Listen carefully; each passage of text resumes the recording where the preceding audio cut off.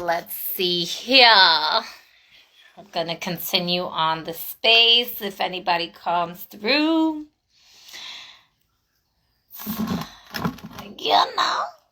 Allow the bills and the love frequency to keep coming through.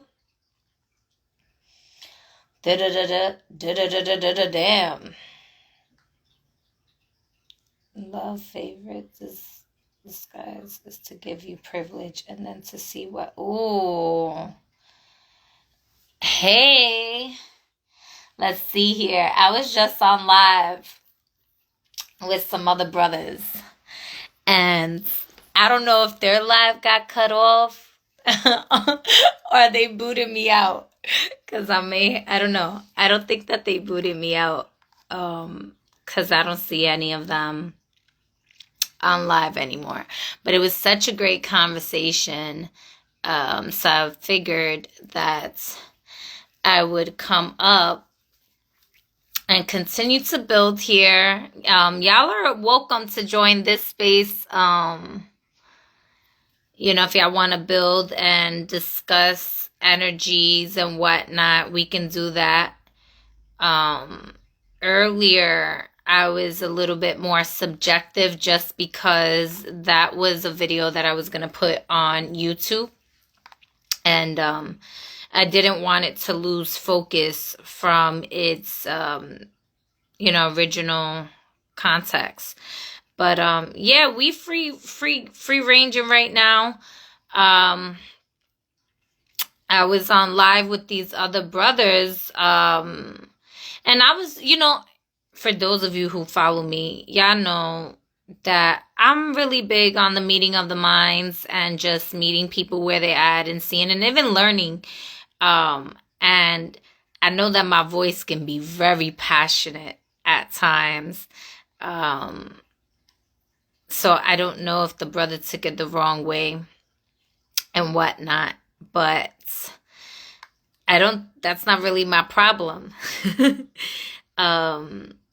But it was good conversation and I was open to listening. He was actually talking and it got cut off, which was unfortunate because I was like, dang, I wanted to hear his retort in the matter. But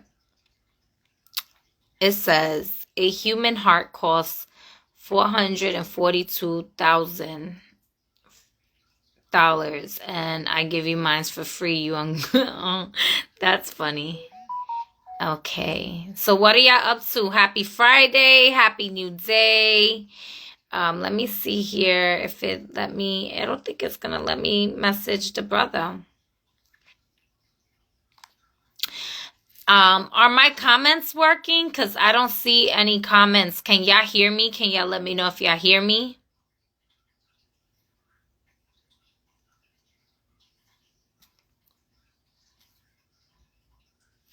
Can you hear me? Can you hear me? Can you hear me?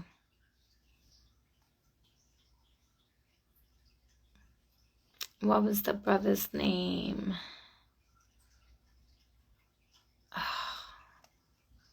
Yeah, okay. Let's see here.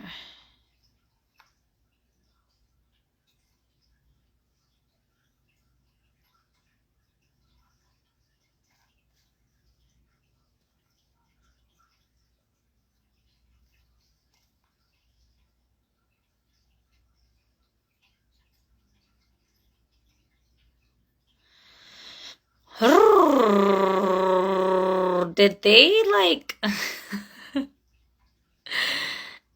let's see here. I think they might have shadow banned us because of what we were talking about, perhaps. Love is the soul of the universe. Oh, I love that. Oh, I love that. Hello, beautiful sister. I am opening the space to just build and have conversations, see where everyone is at. I was having a beautiful discussion with some brothers, and y'all know I get passionate. So I don't know if they took it the wrong way or not with my voice, but I was opening to listen to what he had to say only after I was done speaking. Why is it doing the same thing though to me? Like my numbers. No, no, I don't have my camera on. I don't have my camera on, but you hear me, right?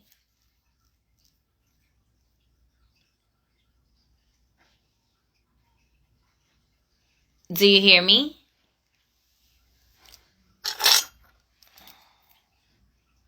Can you hear me?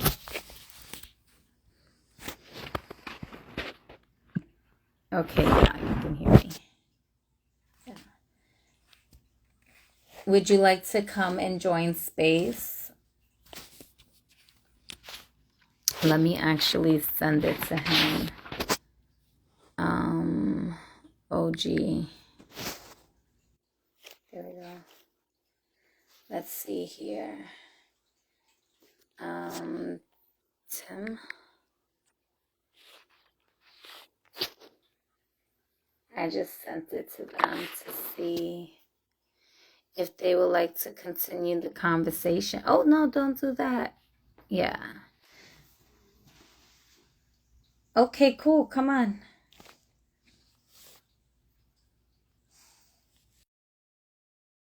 That is so weird. There we go. Hello, can you hear me? Yes, ma'am. Hey, sweetheart, how are you? I I am wow. I was trying to get the brother on because we were having such a great conversation and but he was speaking and the live just cut the fuck off. And I Oh, was wow. like, I know I cut him off at one point, but it was so that I could finish getting my point across. Hmm. But then I wanted to hear him speaking. He was actually getting into like time traveling and whatnot. But I was sharing you know how we can I'm because I have been guilty of this, right? So he was like, I don't want to scare people, right? And he was saying in regards to like the information, right? Occultic Hmm. information. Hi, Sandra. You're welcome to join if you want to. And so I was just saying, like the focus of energy, right? Like our level of consciousness may be different from others that's in the room in the space, right? And so if you say to a child, hey, we're going to go out and we're going to have this experience, and you don't tell them anything more, they kind of just have like a neutral sense in their nervous system, and they naturally choose how they're going to experience the experience. But if you say, Right. hey, we're going to have this experience, but I don't want you to be scared, it will subconsciously trigger some form of Fear. adrenaline into their nervous system, whether it be excitement or it be fear, right? And so it's going to still shake the nervous system up. And so the child who had no prior information other than the information of this is the experience that we have, they go into it with a more regulated nervous system, and then they have the experience that they have, whether it be a shock system or not, right? Right. Whereas the other individual goes into it, so they're going to have two different, either way, they're going to have two different experiences, but how that experience can first be experienced, it has already been implemented with a subconscious narrative. Absolutely. Is kind of what I was trying to share. But It also, he oh, go ahead. I'm sorry. no, yeah, he was gonna get into his point of view as to why he says like, oh, I don't want to scare people, and then it got cut off. I was like, oh, dang. Oh, no. But so yeah, you were gonna say? Oh, I was just saying, I completely agree 100%. And also, I think just to piggyback off of that too, it depends on how the child's disposition prior to going into the space with the adult that they're going with. So if they feel Mm-hmm. more regulated going into it. They're feeling safe, right? They're feeling comfortable. They're feeling like, okay, we're just gonna go. I immediately thought of my own children, and I was like, when they're when they don't have a preconceived idea of what to expect, they're already comfortable with me. They know that mom's not gonna put them in danger. But perhaps if they were with a different individual that they didn't feel that with immediately, they would probably already have a predisposed idea of what they might be getting into just based on who they were with too, um, and that could put them in a more heightened, elevated state of mind going into it already. But I completely agree with that. And I had to have a serious conversation with my babies today, this morning, actually, this rising, um, because I was talking about the internet, and you Mm. know, I homeschool, so, and I loved what you were talking about earlier, talking about unschooling. Oof, that's the goal. They're not, Everything I serves its purpose for whatever was your purpose, you know? yes, and I use that terminology very vague because just to give people an idea that my children don't go to a public school, right? Mm-hmm. But Mm-hmm. and also they're not in the system in that way. I think you and I kind of understand each other just via Mm-hmm. chatting. But they I give them full autonomy to decide what they want to learn because I understand the importance of being children, and when they're parentified so young, and knowing that I'm consciously going through my traumas, right? And I shouldn't say going through them, but you know, releasing what no longer serves me. I give them their full autonomy to behave the way that they naturally would without putting restriction on what it is that they want to learn or be involved with. Um, and I think that has to do with, well, it has to do with a lot of things, but to keep on track with what you were speaking of is we have a heightened uh, sense of awareness these days just because of the energies that are around children, and holding space for them to be fully who they are because they come here uncensored, and I want their experiences to be their own without my influence in a way that would deter their own judgment based on what they would have if I were to say something like, "Hey, we're going here to experience this," right? I can tell them, "Hey, we're going here, and this is what they offer. You can Mm-hmm.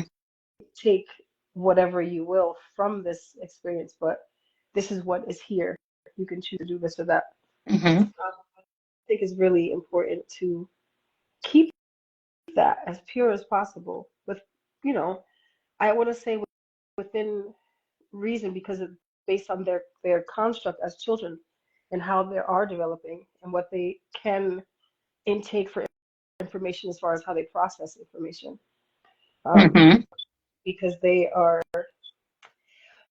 not always, obviously, they're not aware of all dangers. So when I was talking to my children earlier about the internet, my son and my daughter, they always veer to a YouTube channel, and that's like a no-no here because it gets creepy. And my son happened to click on one of those channels that was like looks like a cartoon, but it's not. So I had to explain to them, you know, why I regulate that for them because in their mind they just see it as colorful art, right? Because I'm like, what do you see? Like, what do you feel? Why are you so comfortable going to this particular channel or this particular station? And they're like, oh, it's just cartoons. And I said, I understand that, but you know, I had to, I want to explain to them without putting too much judgment, but just to like break it down. Like, listen, bro, at the end of the day, you you don't know what you don't know. and that's okay. And my position here with you as your mother is to make sure that the information that you're getting now is, yes, it's available to you, but it's information that you need in order to be in your fullest expression. And at 8 years old, he has the concept of it, but it's still like, I want to do this, I want to do that. So when I was listening to you earlier about unschooling, it just triggered something in me, that made me think that I have to have different conversations. But I'm fully into how much emphasis we as parents or guides, for our children to be in their natural state and have the you know ability to just experience things as they should, but also making sure that there's certain things that they understand the danger of it, but not to put them in a fear state. So that's like they understand what it is, but as much as they possibly can, but to not dysregulate their fight or flight response, so that they're not in fear of, but that they just have an understanding of what is better for them. So gratitude for that. I appreciate you. Mm-hmm. No, thank you. I love how you articulated that too, because abundance, um, you know, sometimes it's not always the verbiage or what you say, but how you say it. So, um, I think I could have been a little bit more gentle. I was definitely a bit, I guess, aggressive with my tone as I was delivering the message, which can definitely um put someone to not fully digest, because even when I was done with the message and I delivered, he's like, "Did you land the plane? Are you good?" Like, and I was like, "Yeah." And I was like, "Listen, the package has been delivered, but whenever you choose to unpack that, then that's for you to get to that when you do, right?" Mm-hmm. Because at that point I realized that he didn't receive well or fully what was said, Mm, but regardless of if it was emotional or not, the energetics, we definitely felt it, right? Because we were in that container. mm-hmm. Um, it was like, I don't know if they kicked me out or if they're just not live no more. But after that, like I said, the one brother who was holding the space with the live or whatever, they were just listening. But Mm, the one that was speaking over, and I didn't let him interject when I was done, and I gave him the room and the space for me to become the listener for him to speak. um he started off with already like not even sure if I was finished with what I said. mm, And I was very direct. And I was mm, like, okay, this is important also, not just the point that I'm making across, but the deliverance of it, because he's also talking about if we were talking to children. And in that moment, although the appearance or the apparition of the experience was that I was talking to another adult, mm, was right, I was really talking to another child. right, right. Because, right.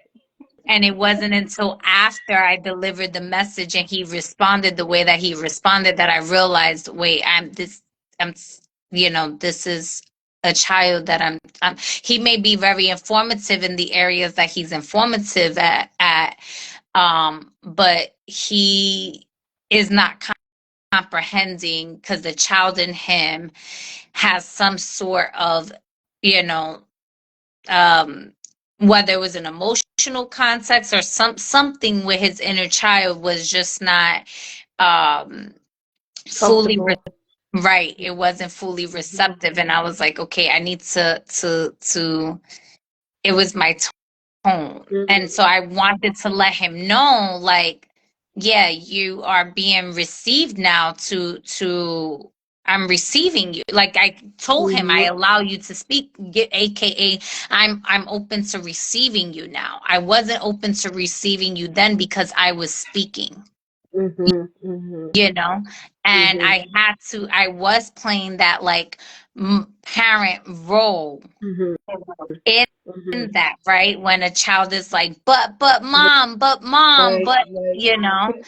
And Mhm. like in that, again, this is where it is important who you having the experience with and how you articulate that and vocalize that. He doesn't know me, so he doesn't know that this is actually a safe container to have these type of conversations with, Right. regardless of how my tone gets. Right. My tone can be soft. My tone can get aggressive. At the end of the day, like he said, does it even matter to you what I have to say? And I said, well, Mhm. truthfully, no, it doesn't matter, but I am open to listening. And Right. my perception of what matters may not be the same perception he has of what Mhm. matters. But what I was saying was, I receive what it is that you have to tell me. I'm just not going to let it matter in a personal, like, I'm not Mhm. personalizing it for me. Mhm. But that may not be what he interpreted with my words Absolutely. due That to happens a the lot. tone. That happens a lot. Yeah. Uh, and you were speaking about this earlier in your earlier live when you were, saying that you are just going to show up and speak how you are. Like, it's so important for us to not feel like we have to sugarcoat things and speak in a certain tone just to placate those people who are Hello, waiting hello. to just greetings, who are just waiting to respond instead of actually hearing the message. Because when you are emotionally elevated, and you're not taking it in an emotion, you're not taking it in a personal way and involving your feelings, you are actually listening instead of listening to respond. You're just digesting the message because unfortunately, a lot of things get lost in translation when people are triggered emotionally first because they're used to hearing, especially with, the goddess, the female tone. It can, we have a full spectrum and array of emotions and how we deliver things, but at the end of the day, if you understand us to who as to who we really are, it's always love. And those who can recognize that just being in the space, I am, I'm representing love, and it doesn't always. I think you even mentioned this earlier. We were talking about love being ugly and love being beautiful. It's all the same.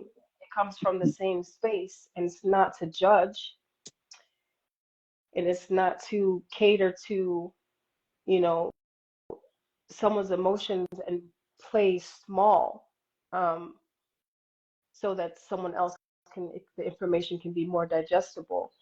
And I feel like I've seen that a lot. And a lot of times when I've gone live, I say the same things to my audience, whoever listens. It's like, listen, you may see me and look at me and say, oh, she should be this way, or she should, based on what she looks like, she should sound this way. But I curse, I swear, I'm gentle, my tone, I'm very aggressive because we're passionate. That's where our creative essence is. But if you're really listening and receiving the love from the message, you will know, because spirit always knows, right? That this is coming from a place of, is it coming from a place of love, non-judgmental. And so if you can afford yourself the time and space to take in what the message is, you wouldn't have an emotional response that would dictate that I'm saying something to offend you. And I feel like a lot of times women are more put in a position to be apologetic about it, and I don't think that's correct. I feel like that's very harmful.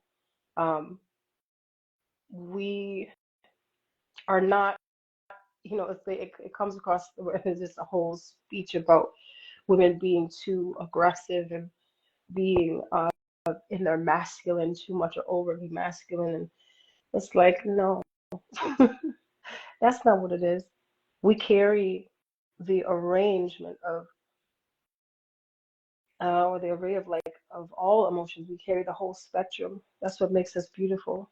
And there's a time and a place, right, to showcase those things. And sometimes you can't always just cater to the one. If we're trying to put out a message to the masses, it just has to come naturally as it's supposed to come. But it's also beneficial, like you did, to recognize. Most women can't even recognize, or most people, I shouldn't even say women, but most people don't recognize to whom they're speaking with, and why it's actually coming across that way. And it's good if you're, you know, um, emotionally elevated. You can see, like, you can have the conversation afterwards. So when you landed your plane, you were able to say, "Hey, babe, brother, I'm open to hearing you." That would It wouldn't have come across as a challenge, but more like I understand. Mm-hmm. So it's it's a it's a very interesting line, and I talk about this all the time because I feel like, unfortunately, women have um, made it okay to suppress who they are because of that. And Mm-hmm. it's also, it dysregulates the nature of a man as well, because it's like, you, as a male, I can only speak to what I know in my experiences because I'm not a male, but I do understand having emotional intelligence. And when you're in that space, you're not so quick to feel of the threat uh, coming from what it sounds like versus what's being stated. Mm-hmm. I do Mm-hmm. hope that changes, though. We have to be more. We have to be ourselves. Just you were speaking about authenticity earlier. You know, and Mm-hmm. that starts with love. You can't ask me to be my authentic self if I don't hold that frequency of love first. Mm-hmm. And so that should come off anyway.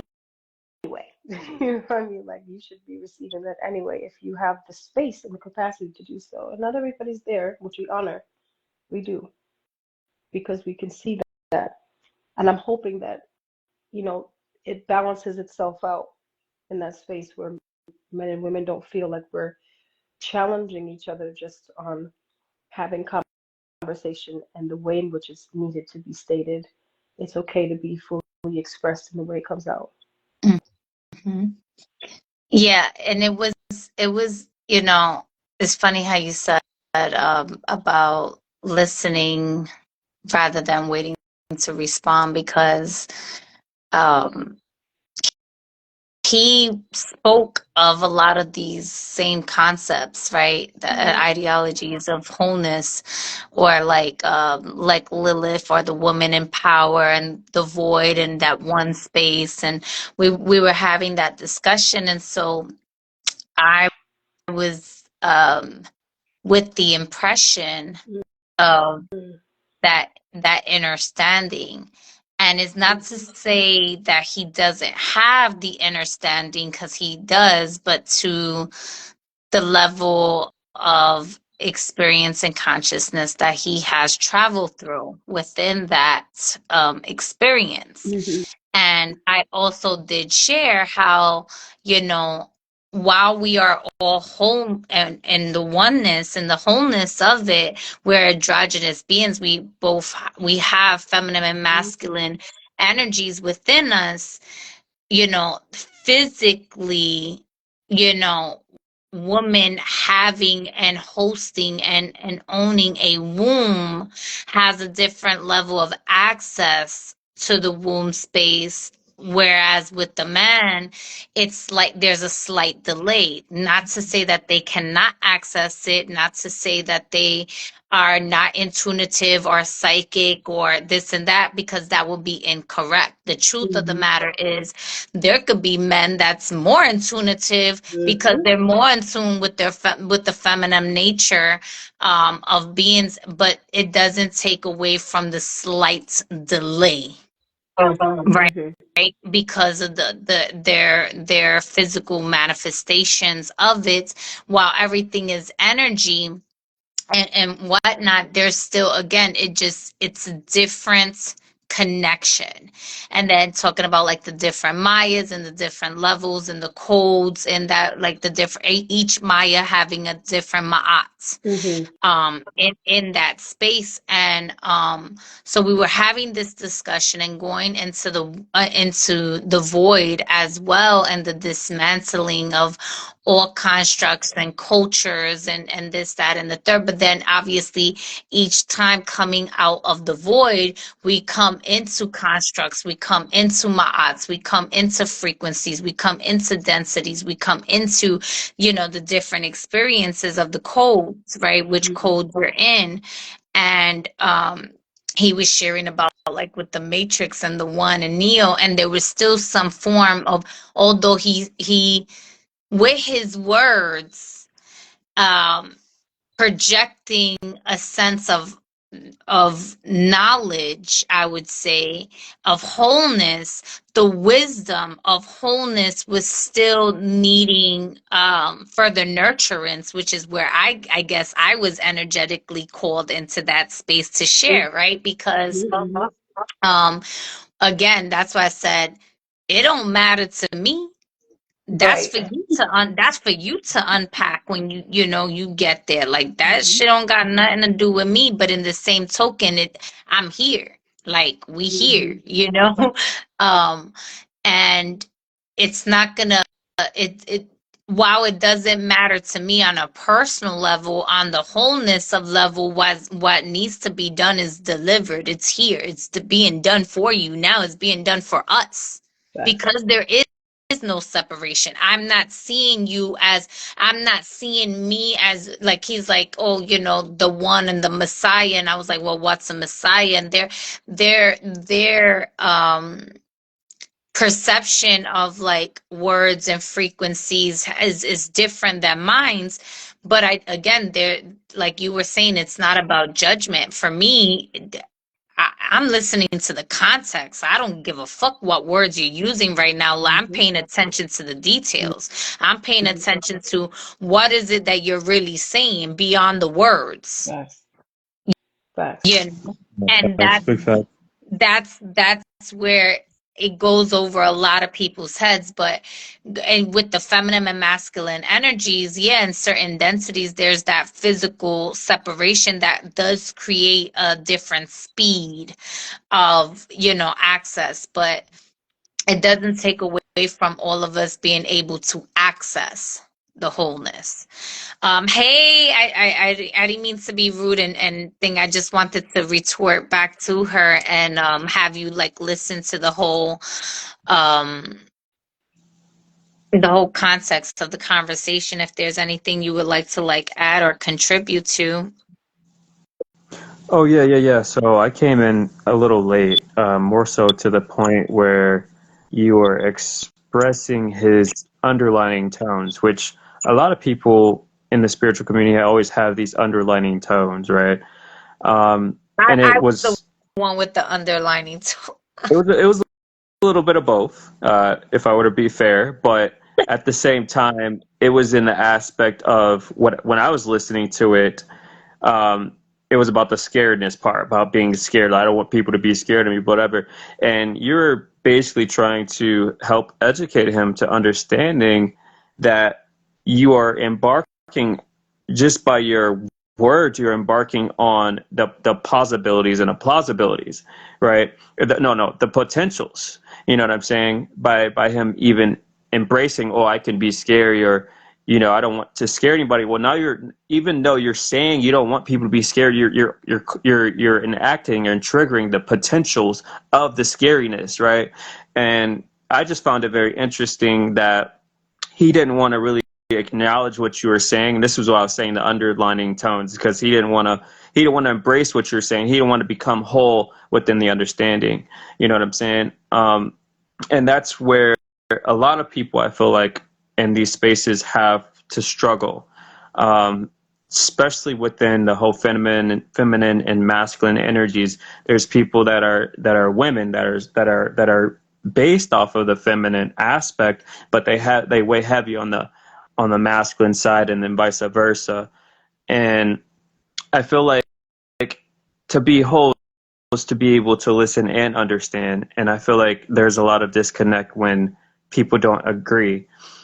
Not saying that either one party was wrong. I just feel like his understanding was being challenged, and he didn't want to accept the truth of the matter. You know what I mean? And that's where you're just like, well, look, it's not really about me. It's about you. You know what I mean? It's not that I don't care or do care. It's about what I'm observing. You're not taking heed to what is being observed. You know what I mean? And I feel like regardless of which side you're on, a part of the fence, there's always a truth within the observation that we can all settle on. And I feel like that's where the contingency tends to lie. Yeah, I was also more so like saying with our conversation here now with the sister, right? Like, how do we approach? So it started off with that conversation, but Mm-hmm. like even in moving forward, like as I was sharing with her and talking with her, I was like coming to the realization of like, wow, like I was, although the apparition is of an adult having an adult conversation, meeting of the minds, coming into the space where my tone could also be delivered in a manner where, like, if I was speaking to a child, so that way, because the way that this beautiful soul sister of mine here articulates herself, is so well spoken. But then there's also the part of the wholeness of authenticity, right? And just sharing in that hygiene, sharing the information however it is. And I think one thing for me too is my level of excitement sometimes is not always contained. Like, how do you contain fire, right? Yeah. Like, Ooh, girl. you know, Yes. and in that, but like again, there's the love frequency, the nurturance in there, and there's, for example, like everyone has a different form of love, and how a mother like not Nani, you was talking about like your children and what watching this show, right? Hmm. And one person may look at that like, oh, either overprotective or controlling or this and that. Another one may look at it as like judgmental. Another one may look at it as like nurturing and safe and protective. And there's going to be so many different perspectives Hmm. of what this energy is, Mm-hmm. right? And how a being it receives it is truly up to the individual, which was part of my point. It's like there's the subconscious programming that is there, and it can start, it starts, from a young age, where this is where, again, going into the occult, the hidden aspects, the subconscious aspects of culture, right? Hmm. The culture of your education, the culture of your religion, of your spiritual practice, the culture of your environment, the culture of your lineage, of your ancestry, et cetera, right? Like, so there's so much programming there to like dismantle, to get into the womb space, to really be emptied, to really be nurtured, only to come out from that and choosing. Because I even brought up like, how I manifested like my period, and like the endometriosis, and how like I'm 11 years old experiencing pain of that, of like labor or worse. And I'm talking to 3 other men who would never fully comprehend the experience of what it is to have a regular cramp, let alone cramps that is that of like labor contractions, Okay. like, Okay. it's there's parts of it that while I'm having this conversation and I can share with them in knowledge and in intellect, they can have a comprehension. But an experience, because they don't have the womb, the physical womb, they don't quite fully comprehend what that through wisdom, through experience of true experience of knowing.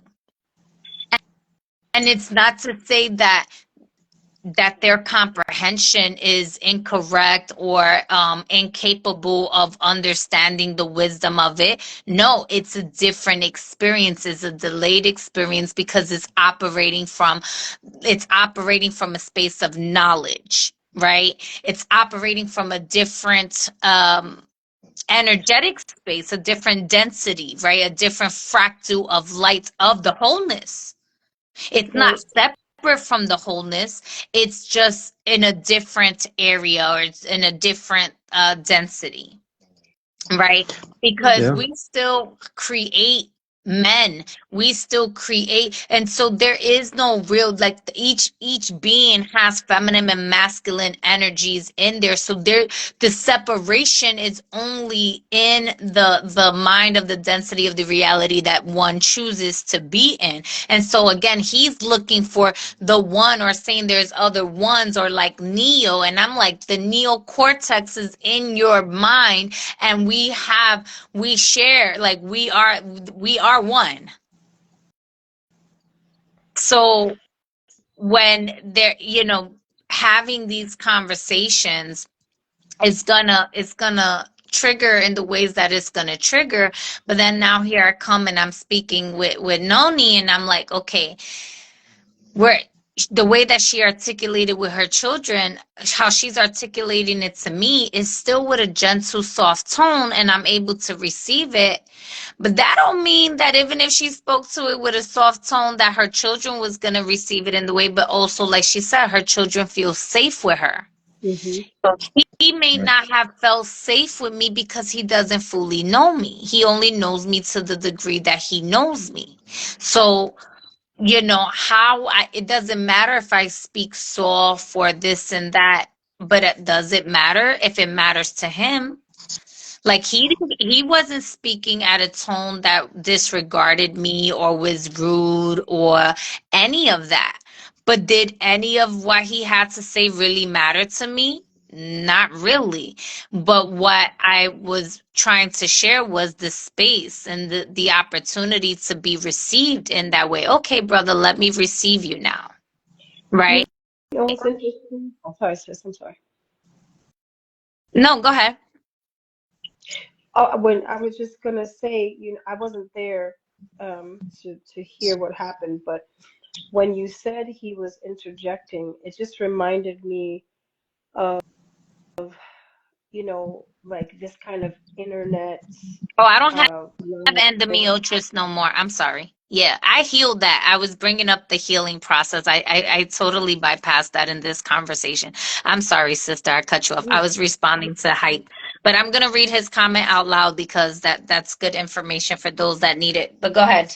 No, this is for sure because I can't actually see what's happening in the I can't see what's going on, but um it just made me think of, in these spaces, there's a proper etiquette that people kind of bypass, and I feel like when any adult that's actually in a group setting and they're having conversation about any topic, um, but primarily topics that kind of bring up, you know, potential trauma from their childhood or at any point in their life, really, it's like we rush to be heard, and because we feel, there's obviously some trauma in their space at some point where they weren't heard.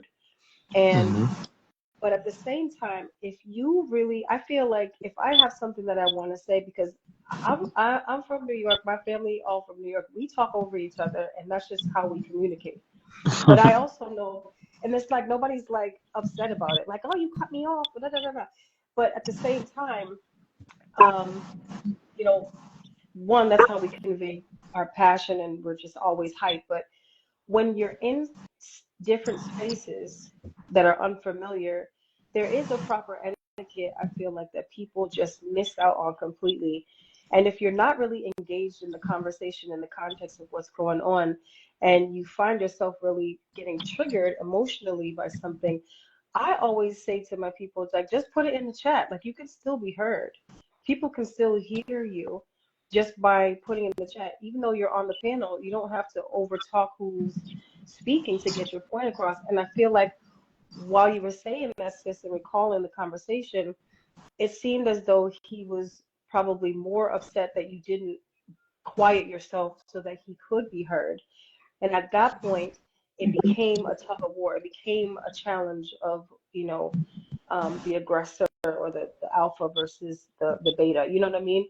And that I see a lot in these types Yeah. of in these lives. And um, you know, I, I've been spending a lot of time on TikTok just to get a feel. It's new to me, and I'm like, wow, these conversations, people are so animated and so passionate about things. They don't even allow people to speak. And it reminded me of the old days of Clubhouse, which is another reason why I got off of it, because it just became a screaming match. People are really not interested in what is being said. They're more interested about being heard, and that's obvious to me as a more matured, emotional individual, that this is coming from a space where they need to heal that part of themselves, or have a space where they actually can feel like they're being heard. But it's like, just put your put have respect for the speaker and put it in the chat until it is your turn to be recognized, and you can restate what it is that you're trying to say, but as long as you can get it out. But a lot of people, when they're in that space, in that moment, the first thing they want to do is just to lash out. And I also feel like when it's not being observed, like, since you didn't allow him to be spoken, for him to speak over you. And that's a very parental, you know, um, um, space, where it's like the authority is immediately being presented, and it put him back in that space. And I think that could have possibly further, you know, um, push Mm-hmm. he'll push him more emotionally, for him to not even receive the fact that you were allowing him to speak afterwards. So it's like, at that point he's like, well, you're not even listening. Like, do you even want to hear what I have to say? That was his That's exact yeah, words. Like, do you yeah, even want to hear what I have to say? right. I said, Even after you said you were Yeah, finished. that's a I very said, um, passionate.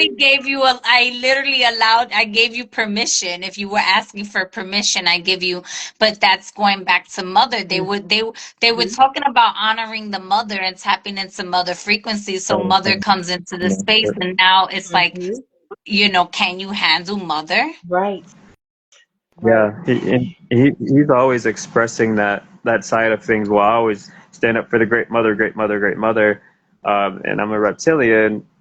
But when somebody comes and approaches him in a sense of, common sense, he begins to become defensive, and that happens a lot all the time on these lives as well.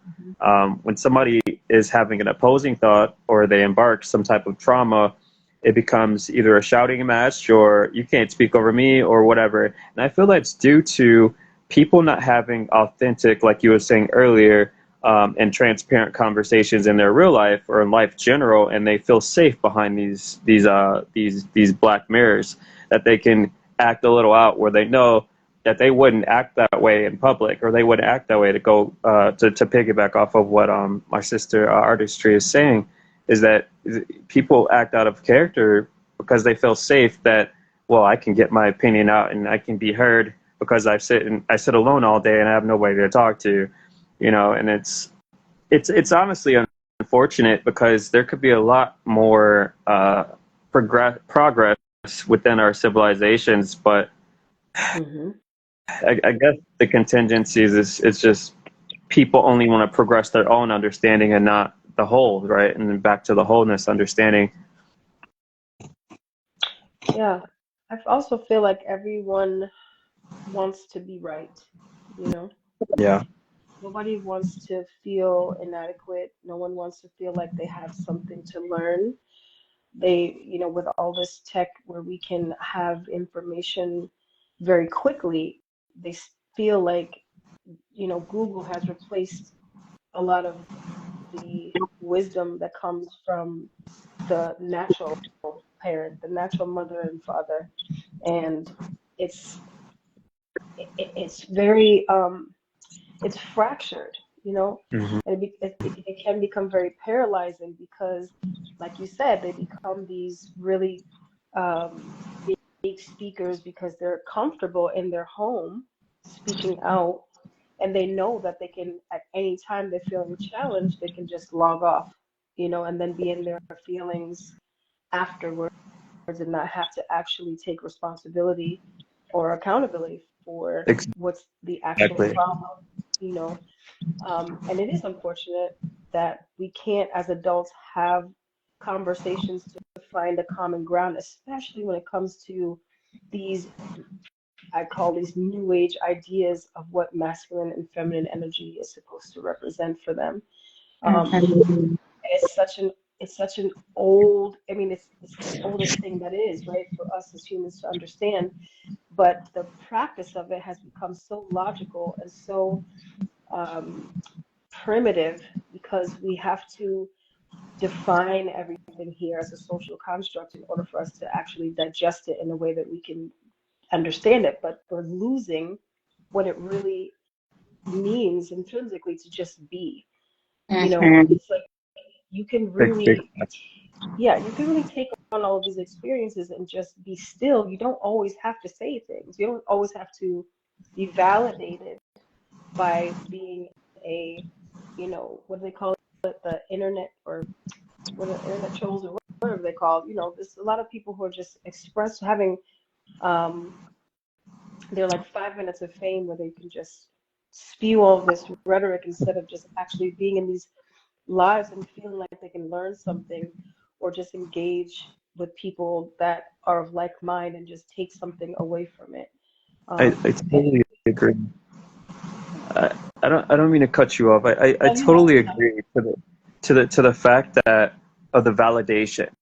I feel like a lot of people, when they're not heard and they have that trauma bond of not being heard or not being able to express themselves the way they want to due to like social constructs or whatever, um, they come on here in their safe spaces to be validated. They want somebody to validate their, oh, I have a delusion of being a reptilian or whatever, or going to a serious planet within my mind, knowing you've never physically been there, or being Neo or whatever. They want somebody to validate them, and with somebody else from another background, another current, another wave is like, well, I don't believe in that. All of a sudden, their whole entire world shuts down.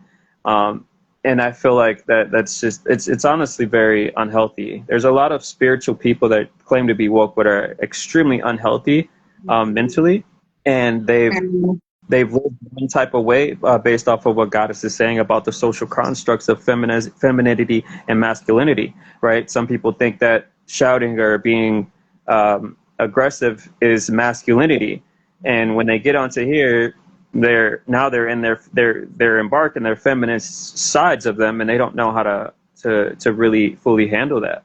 And it's actually strange because I used to be very outspoken and very you know public about my knowledge, and I after seeing results of that, how the community is on here, because it's a small niche, it's not a big community. um, I've seen people have fallouts, and then the next day they're buddy buddy, and all of a sudden, oh no, we were just kidding, and then I see that same trauma that happened resurface, and especially as I take my role as an observer, because I gave a lot of knowledge, I gave a lot of understanding. Not that it's about me, which I think a lot of people try to make it about them.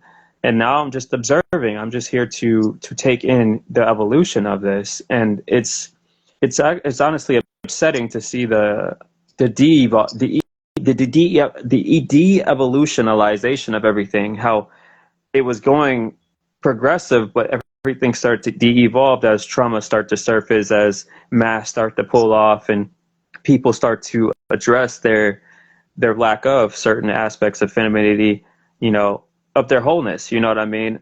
So it's it's honestly fascinating to me, but I can see how it can be like nerve-wracking to somebody else that isn't sound within their mind, body, and soul.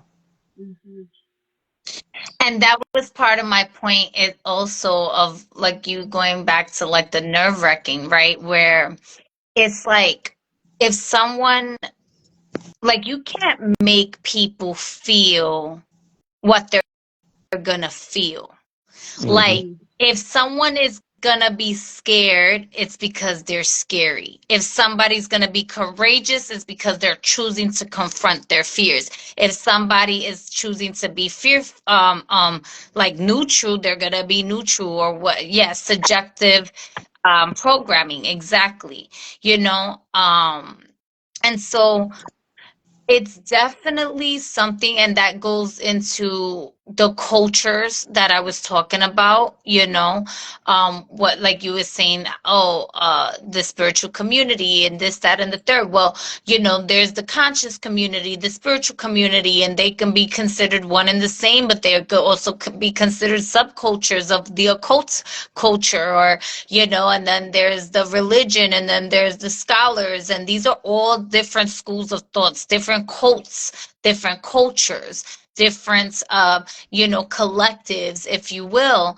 But again, it does get chaotic when you're dealing with divine feminine energies, to get emptied, to deconstruct the labels or the constructs and this and the formalities of things, to just get back into the wholeness of things. And again, this is why masculine energy serves a purpose in there. Like, it's not, you know, it has its for me, in my, where I am in my level of consciousness and my experience with the void and the womb and the different spaces of densities and dimensions, like, there, it does serve a purpose, right? It allows for us to discern and XYZ, all of that, right? It allows for culture to exist.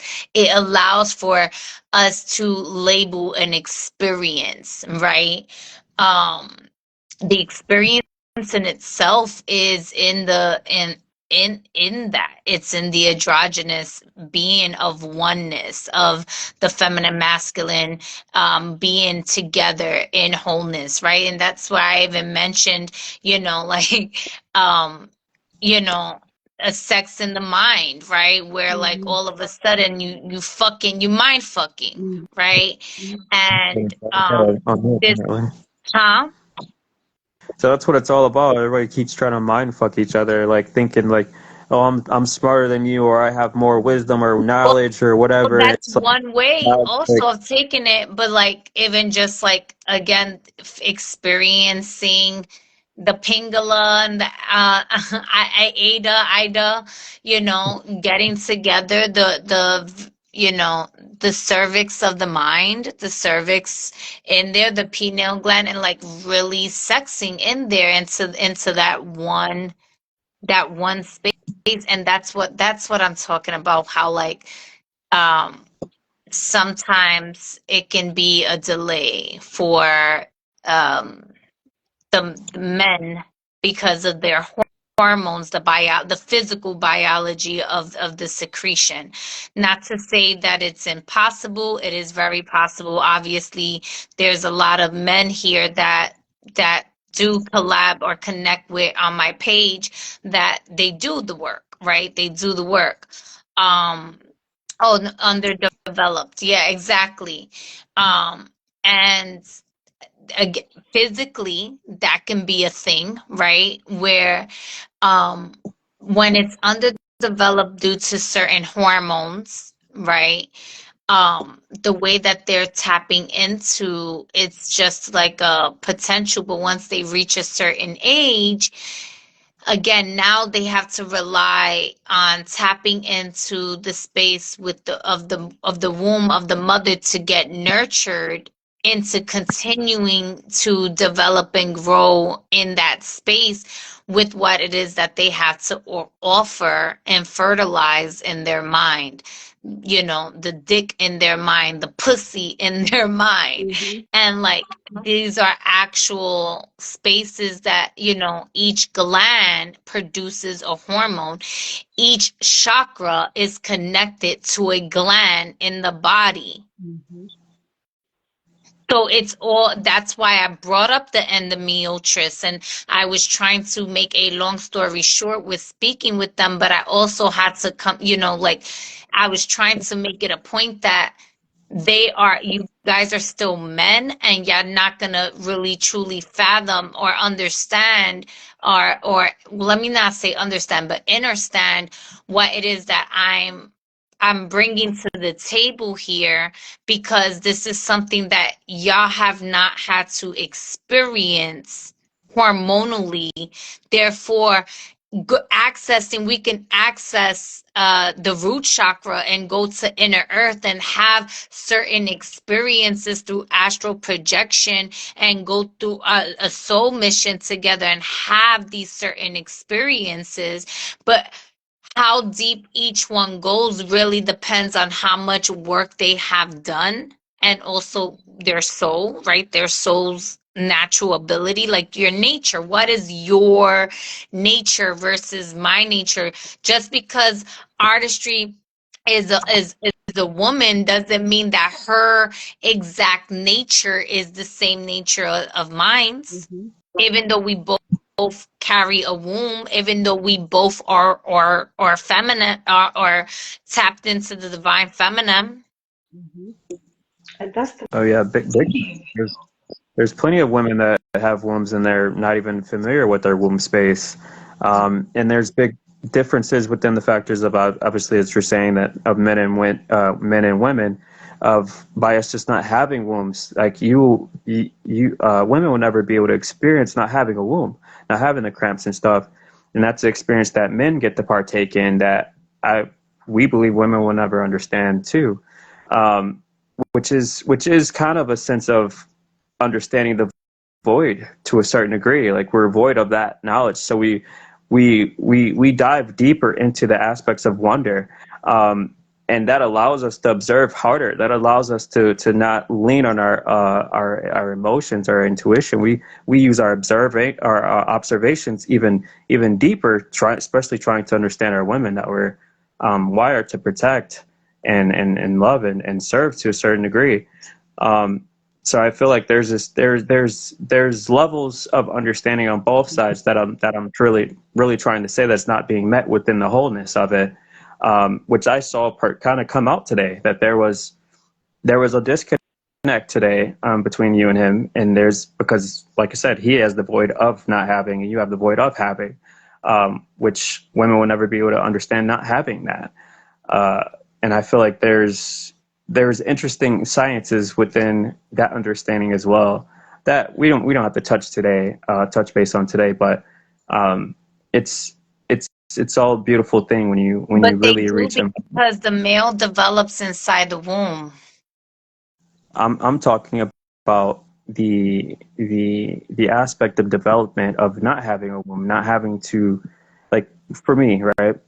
I grew up with. A woman gets a hysterectomy, she no longer has a womb, a physical womb, and so she it will be like another man if she's not tapping into her divine essence. I'm talking about the experiences of it, meaning we will never get the experience having one, period. And women, even if you have a hysterectomy, you're going to still be in the experience of remembering your woman. A lot of women go through a lot of psychological dysphoria because they have now lost their woman. They feel like they've lost certain parts of them and connections too. But we're not going to go fully deep into that. I'm saying, before growing up, my my sister's 4 years older than me, and she had really, really bad periods and stuff like that. And, I thought she was going to die. You know what I mean? I'm like, oh my God, like, this is bad. My mom's always helping her. I didn't really know what was going on because I was young. I didn't know like she was having periods and her body was leaking blood. I'm just like, just kind of hearing things through the grapevines, but that unknowingness, that aspect of diving into the unknown and having to kind of piece together things kind of invokes our logical mind. It invokes our deeper longing to understand things, the longing to observe things deeper. Not saying all men have this type of mind that I have, and vice versa with the women that should be in connection with their womb. But there is a science there for women to kind of embrace, and I feel like Well, that's why also. guys end up getting like a monthly period too. They just don't bleed. And they get it one day out of the month because now they're in tune with their divine feminine energies, and they have a moon cycle that triggers their moon return, and they're fucking hormonal and they catch tantrums and they have cravings also, and they don't even realize like they are having their moon cycle. 100%. Right. No, I definitely agree with that. And a guy will be like, going through that experience, like I said, in a constant state of void, in a constant state of wondering, like, why am I feeling this way? Like, going on with me, so forth and so forth. Where a woman is like, oh, I'm like, they'll tell you, I'm on my period. Brace yourself for 7 days. I might be a little crazy, type shit. And we won't really know why we're crazy, but we'll go into a deeper sense of trying to find out within ourselves, where women have like a knowing about themselves, but men have that craving of understanding more, where like I said, in the opposite nature, women is more, I feel this more, and I feel like I said, it all goes back into wholeness, where a lot of men, certain men, may be further into the void of the unknown because of what I'm talking about.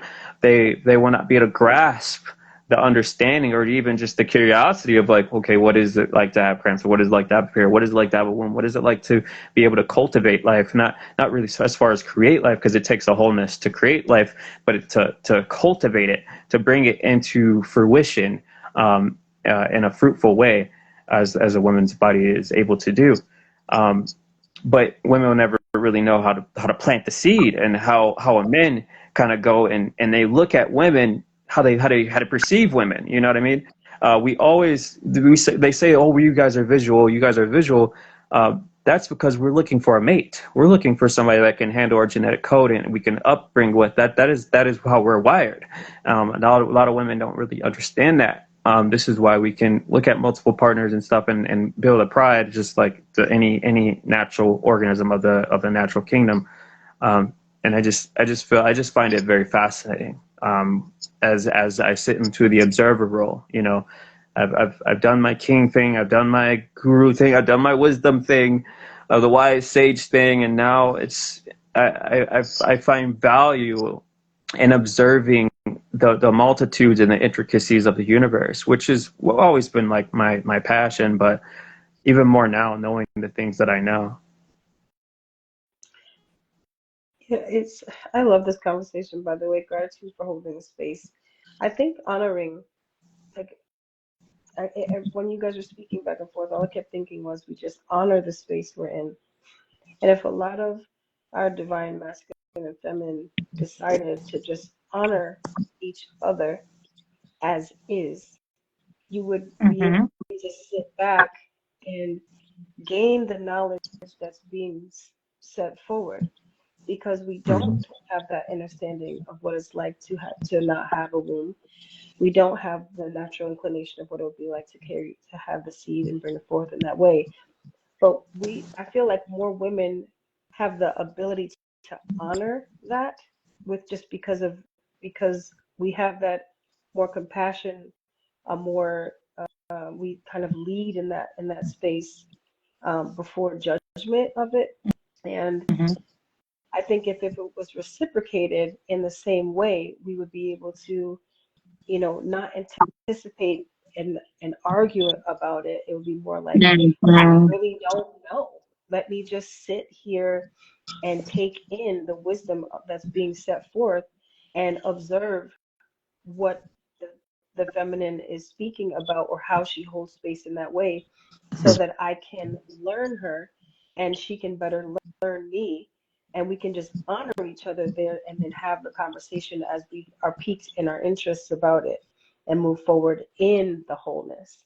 But until Yeah. we stop debating each other about who's, Thank the you. lesser and who's the more aggressive. It's like that debate it shouldn't That's the even that's the be the war. point.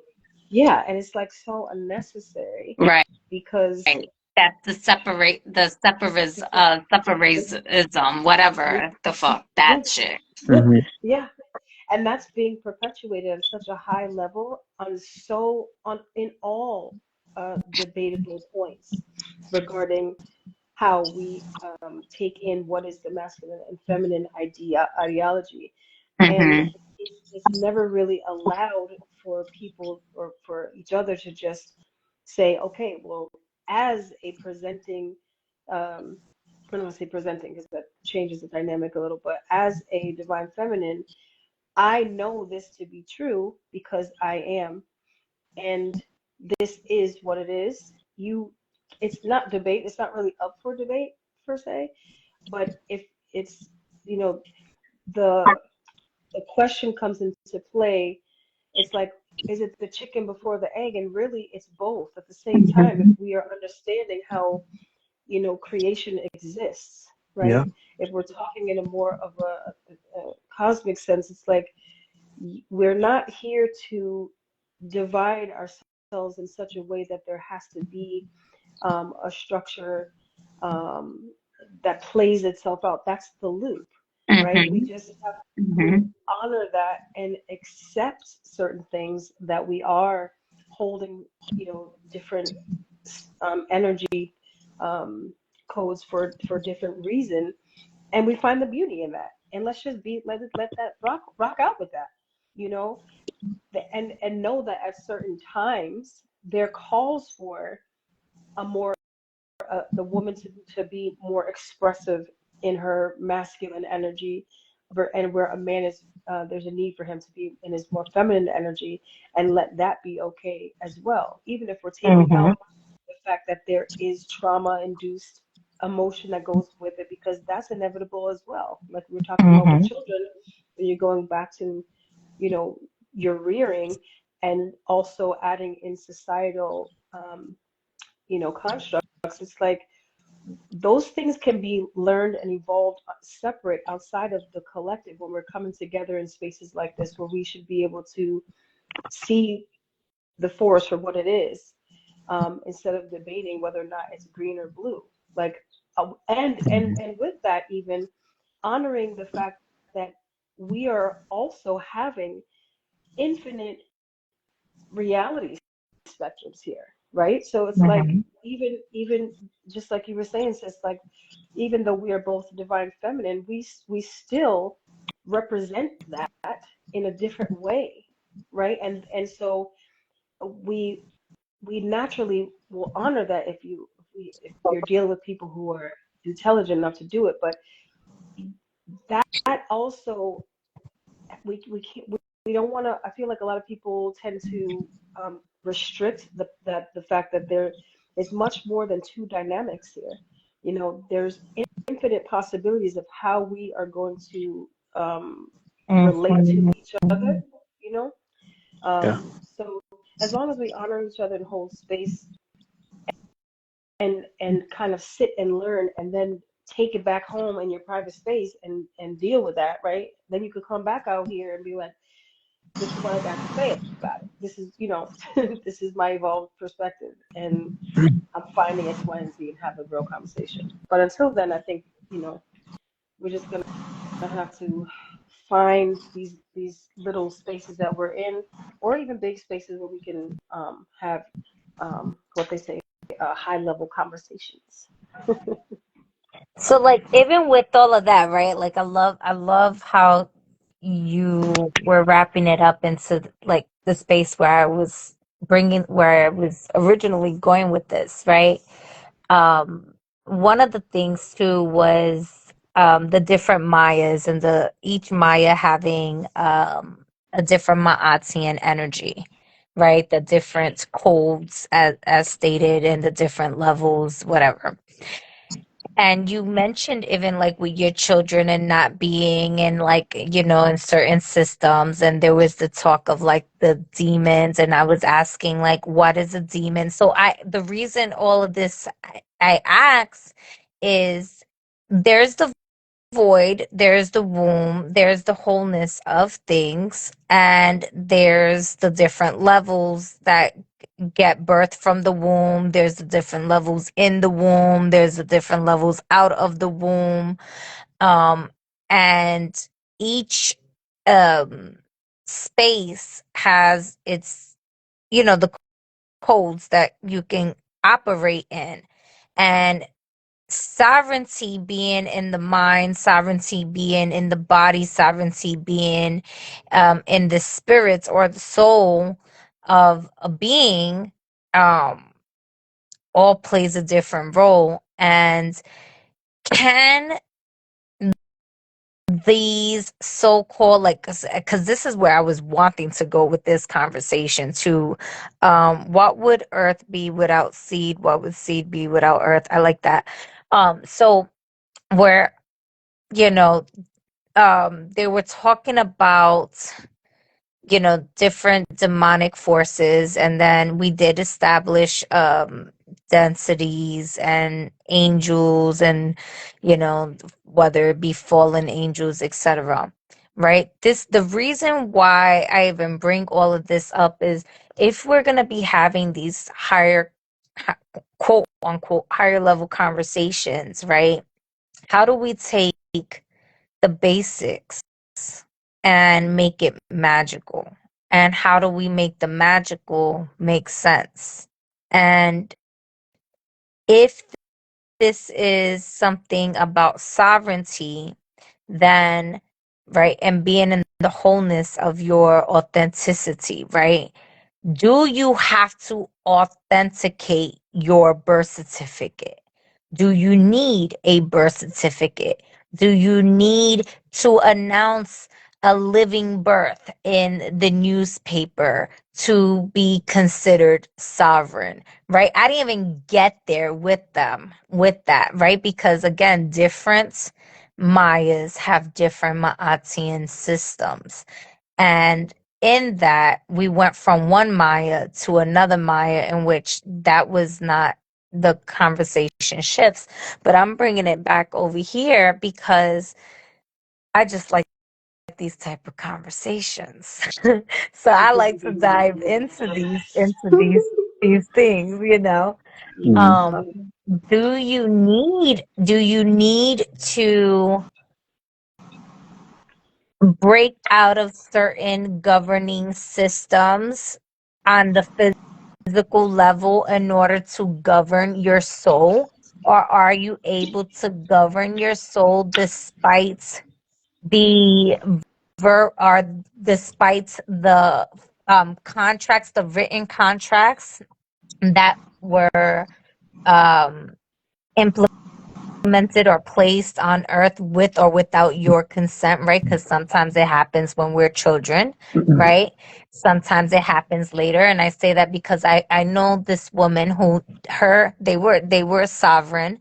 They did not operate in, you know, the normal governing system. They governed themselves, and later in life they actually went ahead and they got like a driver's license, a social, these um forms of identifications, and they signed themselves into contract with other governing forces, right?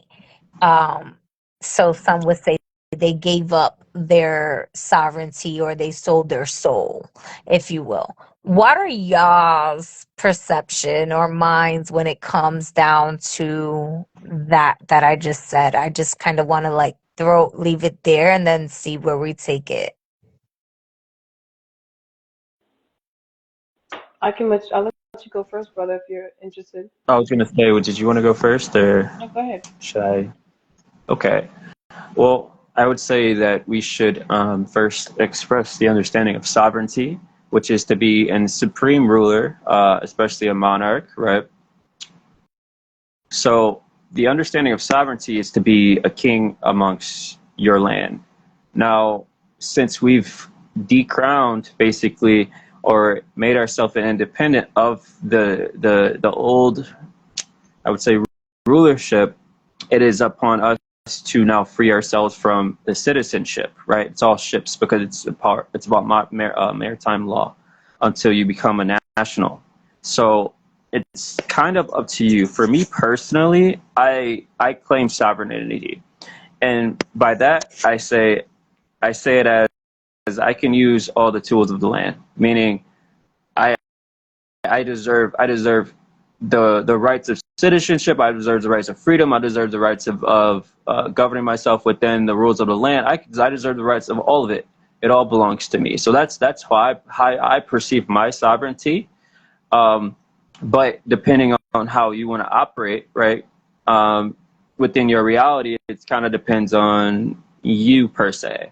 Now, as far as the legalese and the legal aspects of sovereignty, you can escape the citizenship aspect of it, which is, oh, I have a birth certificate, so therefore I have a social security card, so therefore I have a W-2, I have taxes, and all the other stuff that comes with a citizen.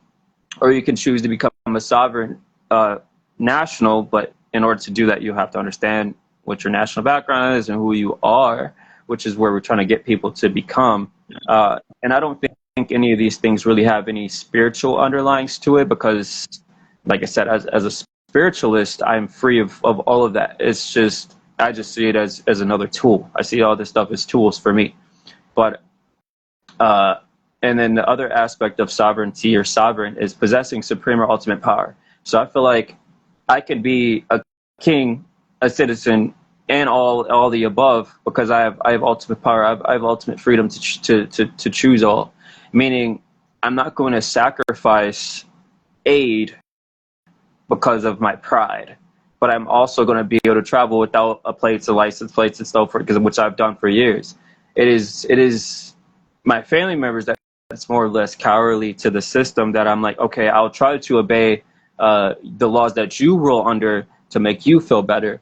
But me personally, I, as a sovereign being, which will cause you to self-educate, you will understand how the system is ran. You understand that the system is fraud, so they have no governance over you. So it's pretty much like, okay, do I want to go through the system freely without hassle, or do I want to go through the system freely with hassle? Meaning, okay, I'm going to detach myself from the government, becoming a sovereign national, and then I won't be classified under whatever jurisdiction that their laws may have under maritime law. But there's always still, like I said, the laws of the land. But when we understand that before the colonial powers that became, there was already republics and there was already nations upon the land, then you can start to really dive into your power and they will have no power over you. So I feel like the people that chose to go back into the system, they didn't fully understand the power that they truly had, or they didn't have an outlet or a place that they can fully get all the information and knowledge that they're able to get about being a sovereign. And I think that's where the most disconnect comes, is when people try to claim themselves as basically an emperor upon the land, or a king or a queen, right? Then they don't know how to operate outside of society. They don't have the right infrastructures to be a king or a queen. So it's more like I said, it's the proof is in the pudding. Like, I have land, I have certain things in place that I could choose to be sovereign because I don't have those insecurities of not being sovereign. I was born this way.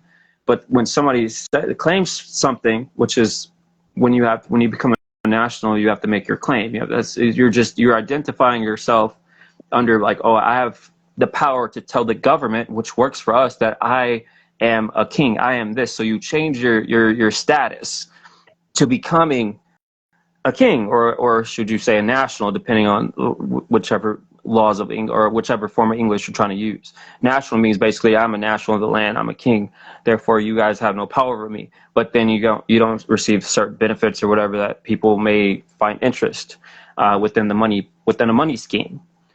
So it's all about tools for me, but as when it comes to sovereignty, it's more about freedom from the system. If that makes any sense. Yeah. So part of that too, with them going back into going into the system, not going back because they weren't there. Um, it was three daughters. They were born out of the system. They lived Mm. off grid. Their parents were nomads. They just traveled. They were travelers. And um, the mother, the parents separated at some point. The mother went from off grid to coming on grid Right. with certain family members, and operating in that system, there's a lot that you can benefit from, but then there's also needing to still operate in the world when you're coming back, to Babylon, if you will, whatever. Right. Like, you're coming into this space where people operate with fiat, right? To get gas or to get shopping and this, that, and the third, right? Sure. Like, now you're looking to get certain resources that requires a certain other fundamental than that how you have been sustaining yourself otherwise, right? Right. And creating their natural gas, creating in these, like, she's not using the same vehicles they had, XYZ. So she's like, okay, well, fuck it, let me go get a job. And rather than filling out the paperwork and negotiating those contracts, because all of that is securities, right? Yeah. She's like, I'm gonna go into this and I'm gonna play their game too. Type. Because if they're Sure. gonna make securities in this, I might as well get the fiat how I need to make. But that's how they chose to, right? Like, her and only one of her daughters. The other ones, they was like, hell no, we're not going into that system. Right. They did things more entrepreneurship, XYZ. They were like, nah, we're gonna Right. stay in this side of the things. She was like, I'm operating all of it. Type shit, like a true sovereign being would. It's like, why would I give up? Why would I give up anything if I'm a But god? Like then but it's then all me. one But would say to she sold her soul, and that she's, in a space of bondage or and stuff like that. So that's why I asked these questions. But I'm gonna let the sister answer. So I was just giving a little bit more context because yeah, it was definitely in alignment with what you shared, and I loved your answer. And I don't want to I take was up gonna, too much of like this conversation because I definitely want to hear from her as well, especially like, yeah. her mentioning her children not being in the system and everything like that. And like, obviously, sister, you feel free to share as much as you want to share and not share too much, because operating in private, that's your private business. Right. Right. Too. What I want to say, I am in agreement with, you know, with all of this, obviously.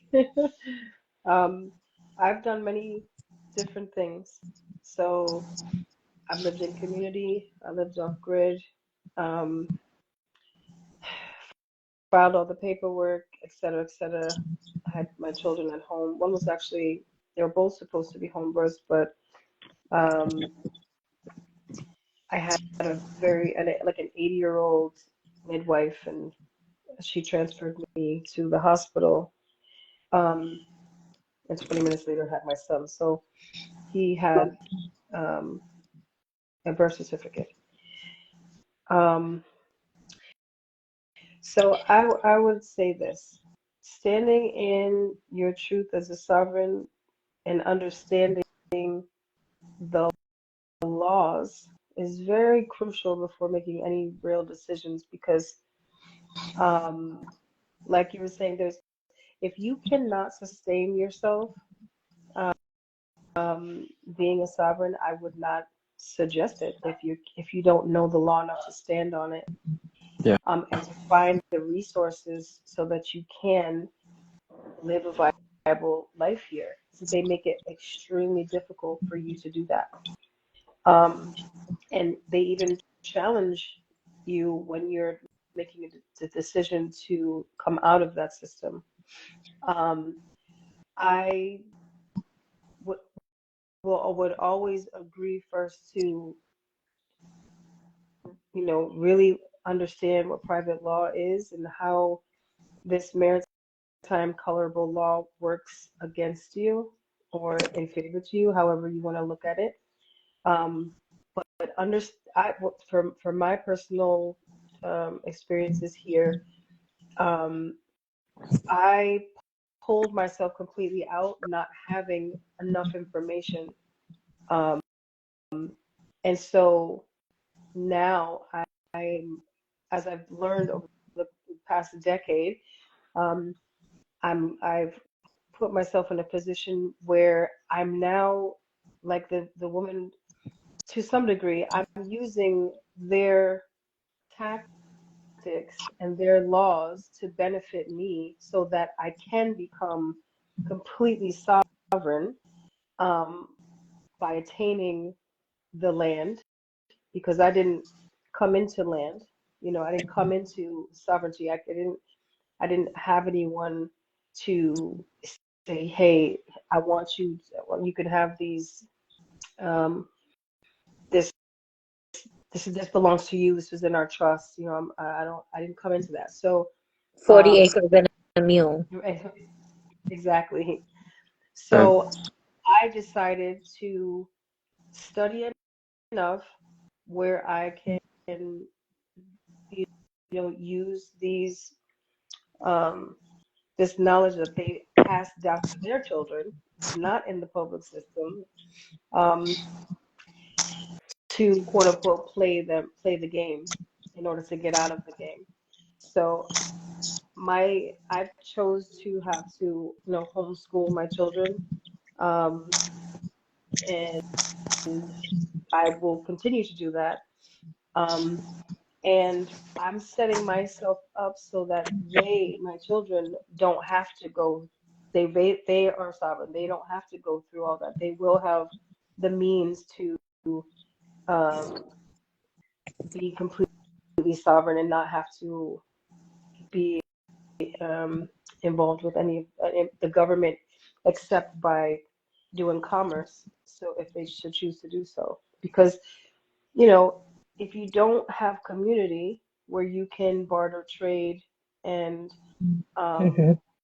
funnel in or create a type of fiat that you can use amongst each other, there are naturally going to be things that if you are trying to live a certain way, okay, you are going to have to Mm. do commerce with them.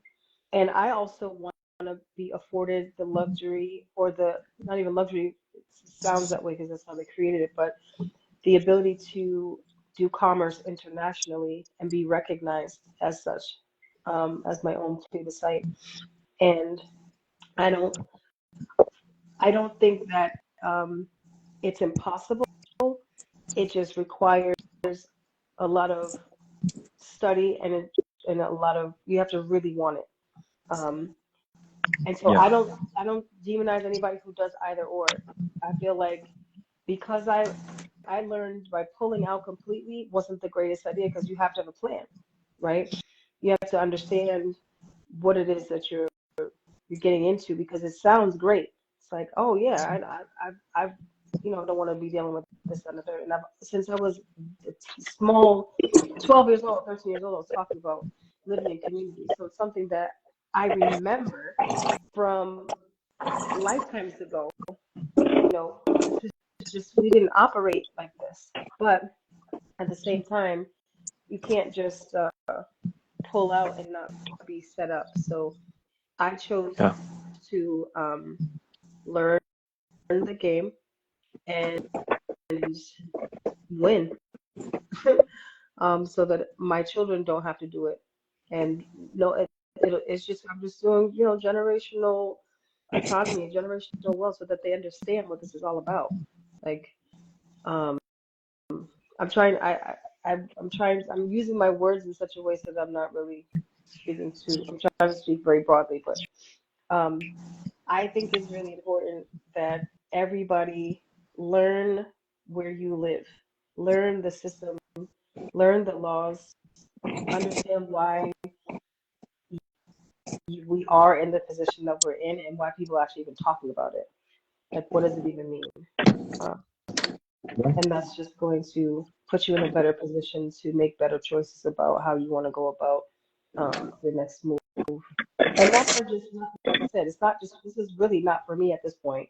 This is for my lineage. This is for generations coming after me. So I bring that up because I brought it up in the last conversation to a certain degree of what is nature to you? What is, what's natural to you? That it's all good and dandy to learn about the ancestry of your lineage, but how that in itself is also a cult. It's also culture.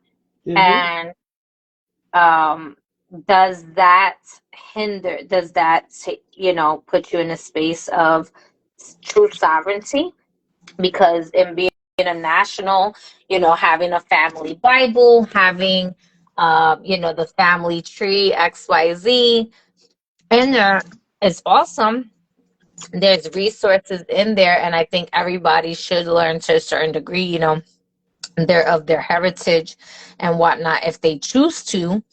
Um, but are you sovereign without that?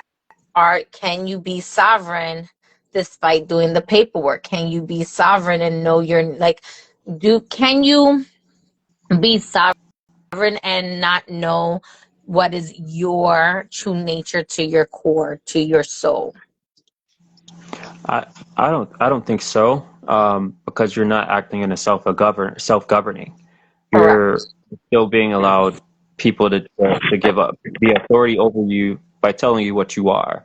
So this is where my whole sovereignty comes in because I know exactly who I am and what I am, where I come from, and all this stuff. Even more so than my own parents. I had to teach them because I took on this just the act of sovereignty and self-governance where they did not because they were kind of like artistry where she's like, I'm doing this for my family. They're in the government structure because well, one, it's comfortable for them. They don't want to give up their comforts and their rights of comfort.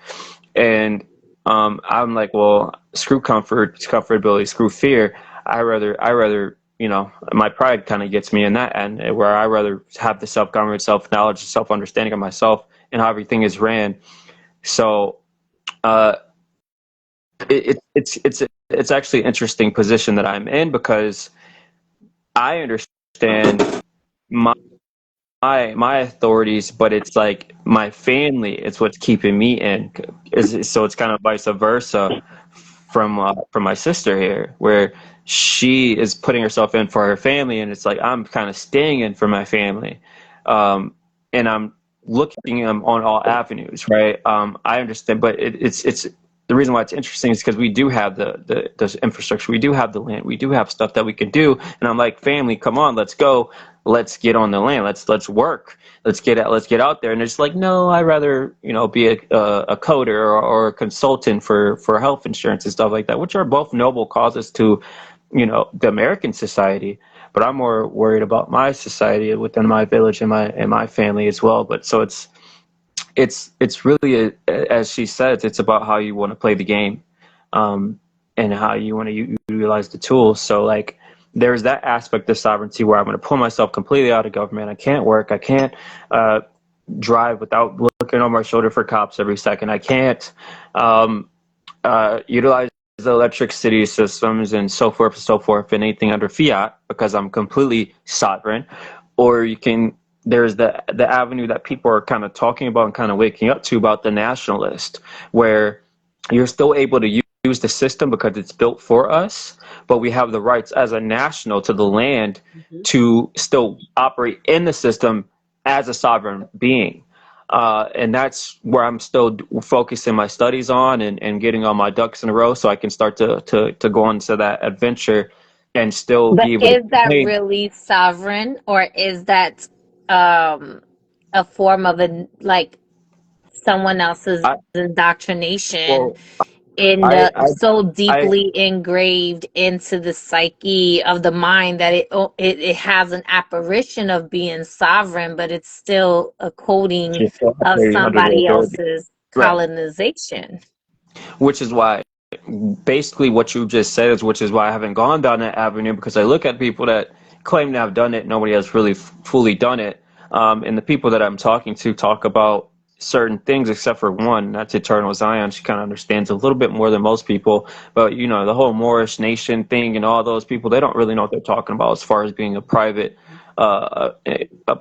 right? And some people think of private citizen or private this, private that, but just private, meaning that everything I'm doing is operating out of private.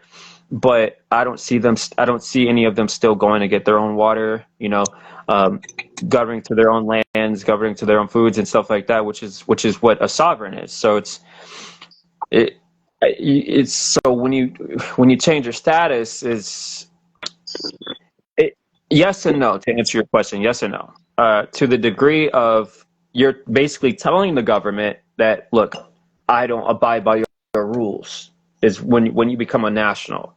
um, and for me, it's like, well, I'm already sovereign, so they don't want no problems with me because I'll be able to destroy them in any form of formulation that they choose to have authority over me, because I understand my rights and understand what is going on here in the aspect of capitalized names and no names at all, and aspects of jurisdiction.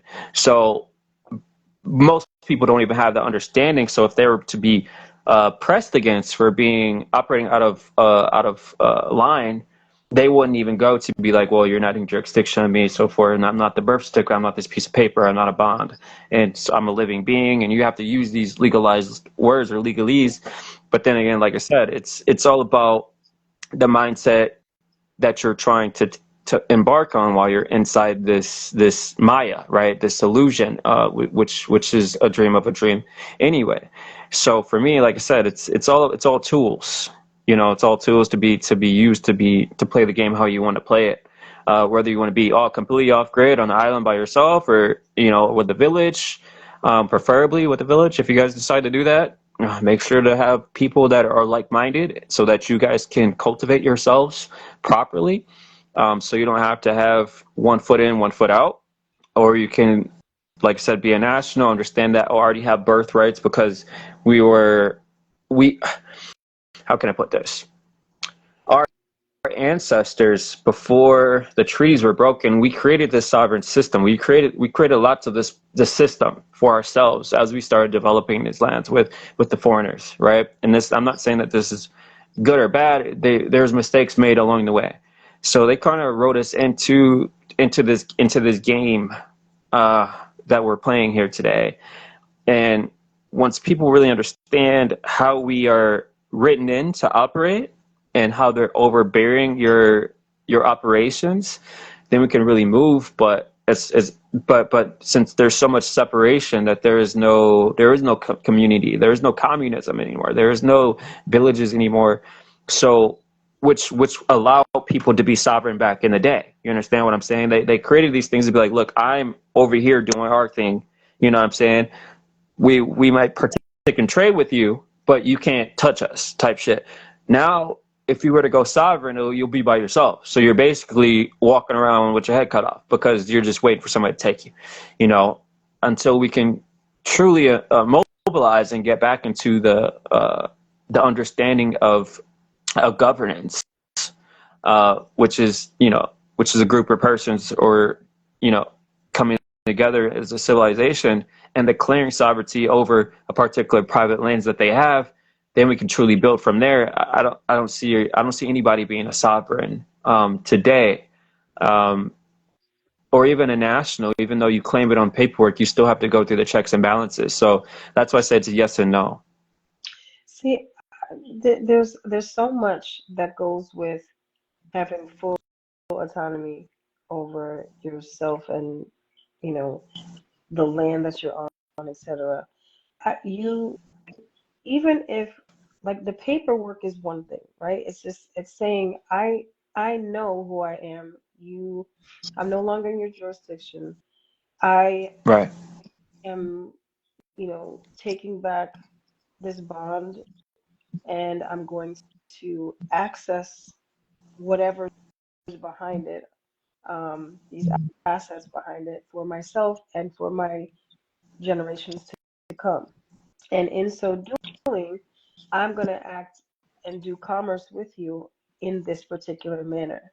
Now, Right. respectfully, I feel like when we know who we are outside of this, you know, skin suit that I tell my children we're in, they know who we are.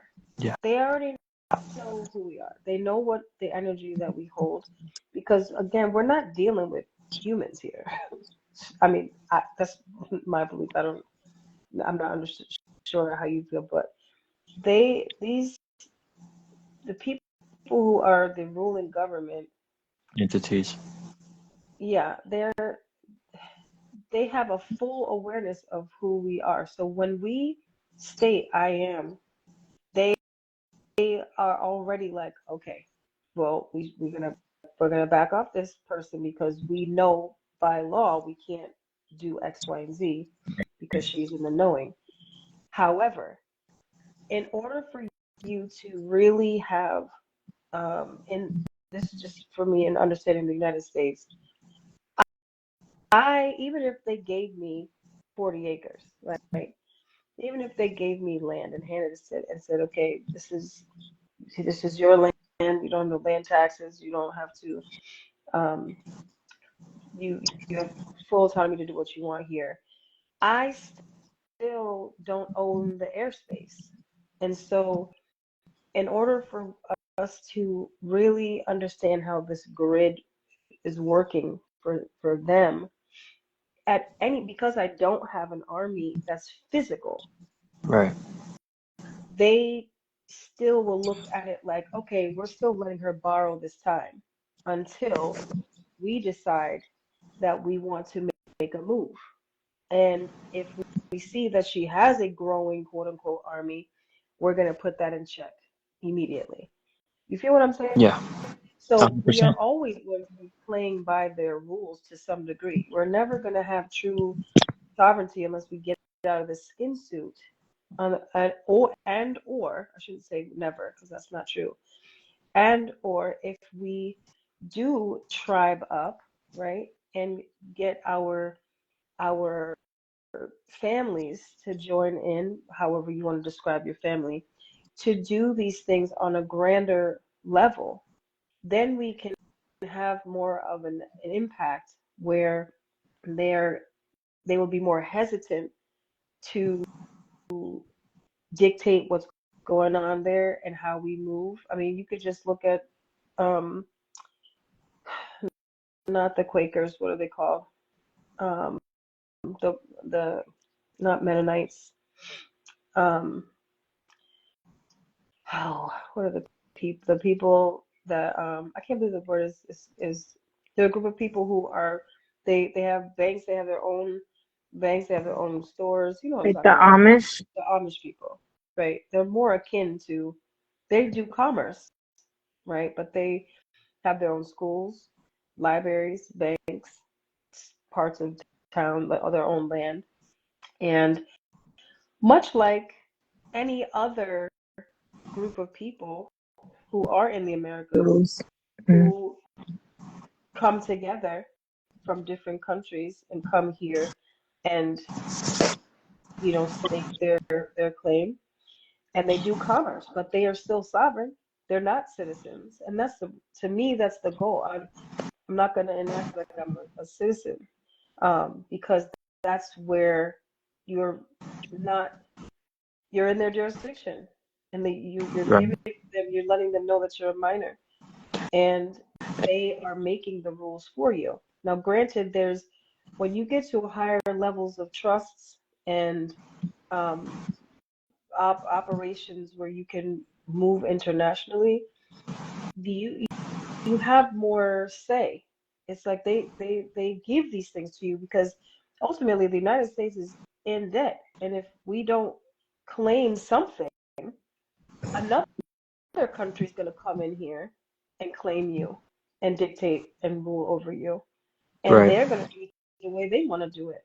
And in this position that we're in now at this time, they're they're not going to tell us blatantly. I mean, they're getting to it, but they really want the indigenous people to take it back because they would prefer that because they know how to deal with us.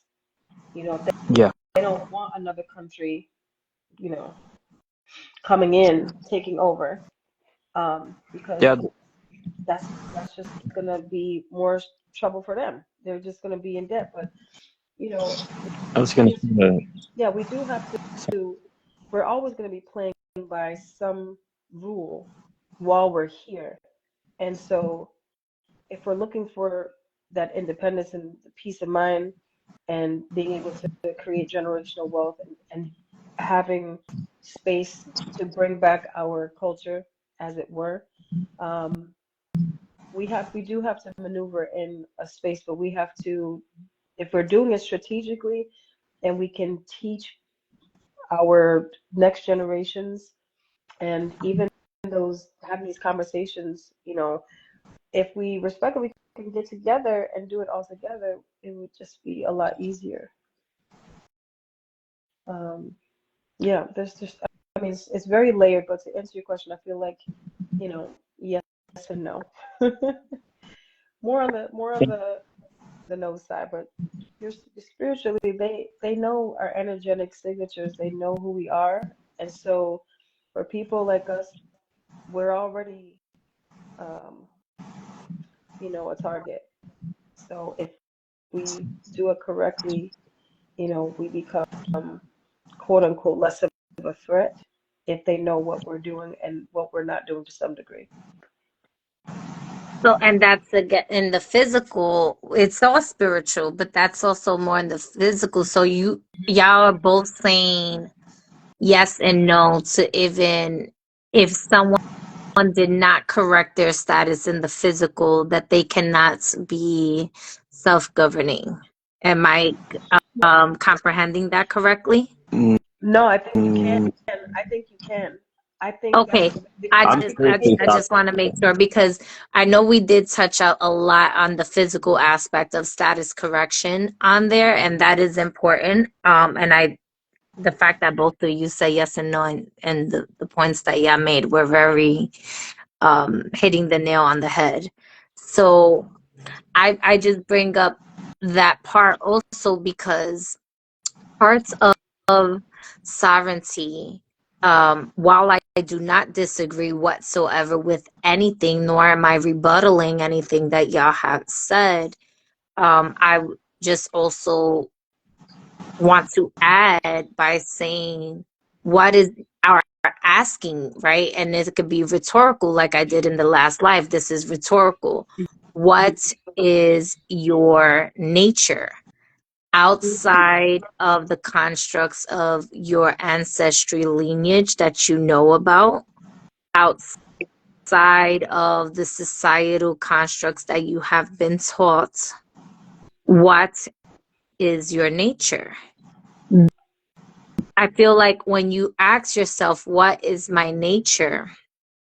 Who am I in this space without the hypnosis or the labels of the heritage of the nationality of the contracts and bondages that is placed there. What are you? Who are you? What is that? Right? What is your nature? Going into that for yourself and feeling it through and letting that dismantle the parts that the ego tries so hard to defend. It can be shattering. It can be scary. It can be, whatever it's going to be. It can be exciting. It can be whatever, right? Whatever it's going to be. But that also allows for you to get into the space of governing thyself, knowing thyself in a way that no one can truly tell you about yourself because can only tell you based on their level of perception of understanding, based on whatever indoctrinations has been implemented into their psyche, etc. And that's where going into the void, going into that space where you're completely emptied of all these labels, you're completely emptied of indoctrinations, you're emptied, coming back out of the void into a space of what is temperature, what is pain, what is this, what is that. That is when you get back into the space of um, collective consciousnesses and cultures of experiences, and how you choose to navigate through that. That's why I brought up the womb. That's why I brought up the endometriosis and healing that, right? Because when I got into that space of in the void, coming out of it, what is pain? It truly becomes that in the mind. Well, if my body had been giving me endometriosis since I was 11, and these pains are that of labor or worse than labor pains, and that's all I had known, because that was passed down from generation to generation due to the womb that I trapped my soul had trapped. I chose the mother that I chose, the physical mother.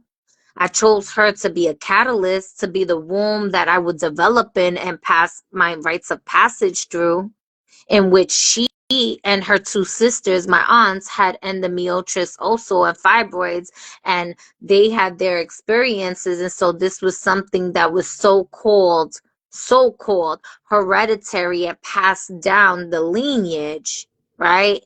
Well, I ended it there by governing thyself and knowing, wait a minute,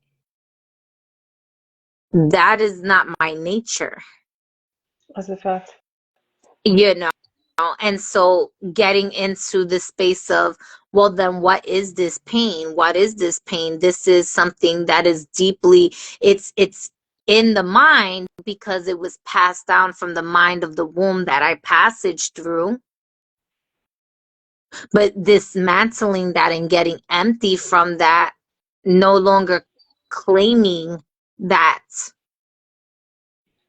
It's not to say that I don't honor or don't love the connection or the resources or the exchange that I shared with the physical mother that is my womb, that I absolutely love. On a spiritual level, we have so much history also, but to go into the sovereignty of thyself and in the nature of my being, not allowing the codes of even that was passed down in the physical DNA, because it had been altered based on the foods that she was implementing, the traumas, the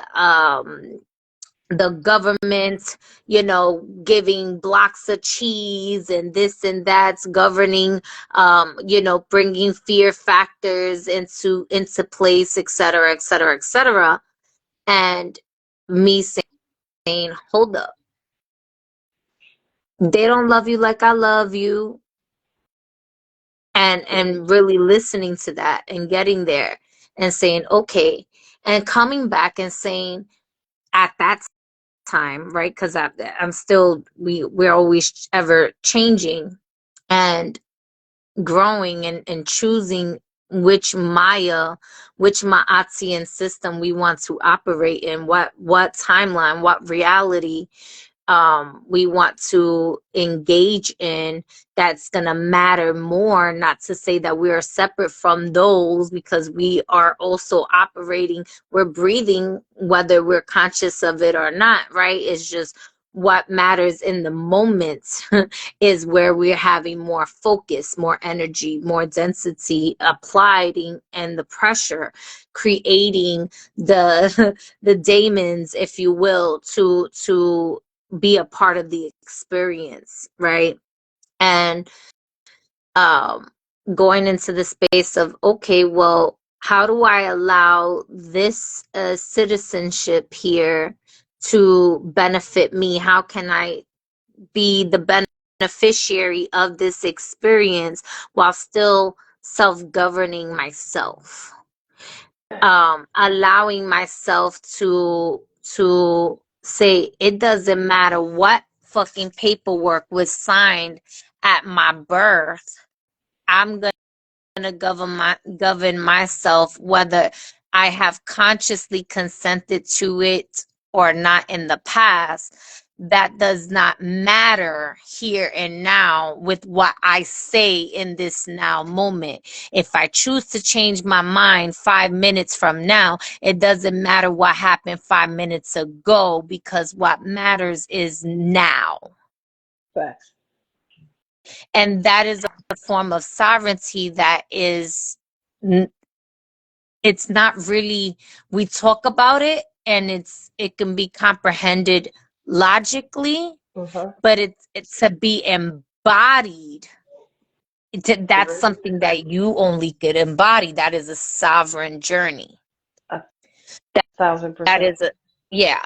And so at that point, it's like, okay, do they truly have ownership of my soul because I have not rescinded the contract, or I have not corrected the status of that, of from a minor to an adult? That goes back to how we started this conversation. I said I was talking to the brother, and while the apparition was that I was talking to another adult, I came to realize I was talking to a child.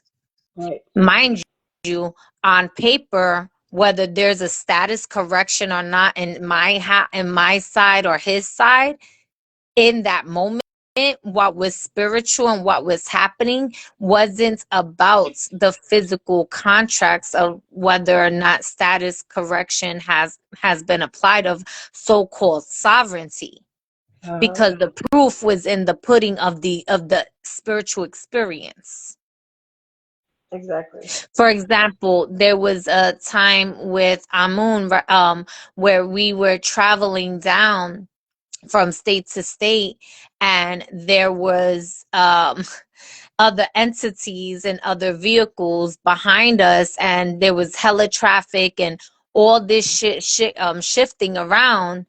And there was another entity in the space in which was challenging and testing the level of sovereignty. And I was on some, I don't give a fuck what you think you doing. I'm not going to be in any type of fear. So we could wait here as long as we fucking want, because I'll be in the void all fucking day. And that's true sovereignty. So right we, there. if you're not moving, I'm not moving. We both steadfast. Somebody gonna have to move at some point. And you do. I'm not exhausting my energy into this. And so at some point, how we have eternal, we have forever, baby. Like,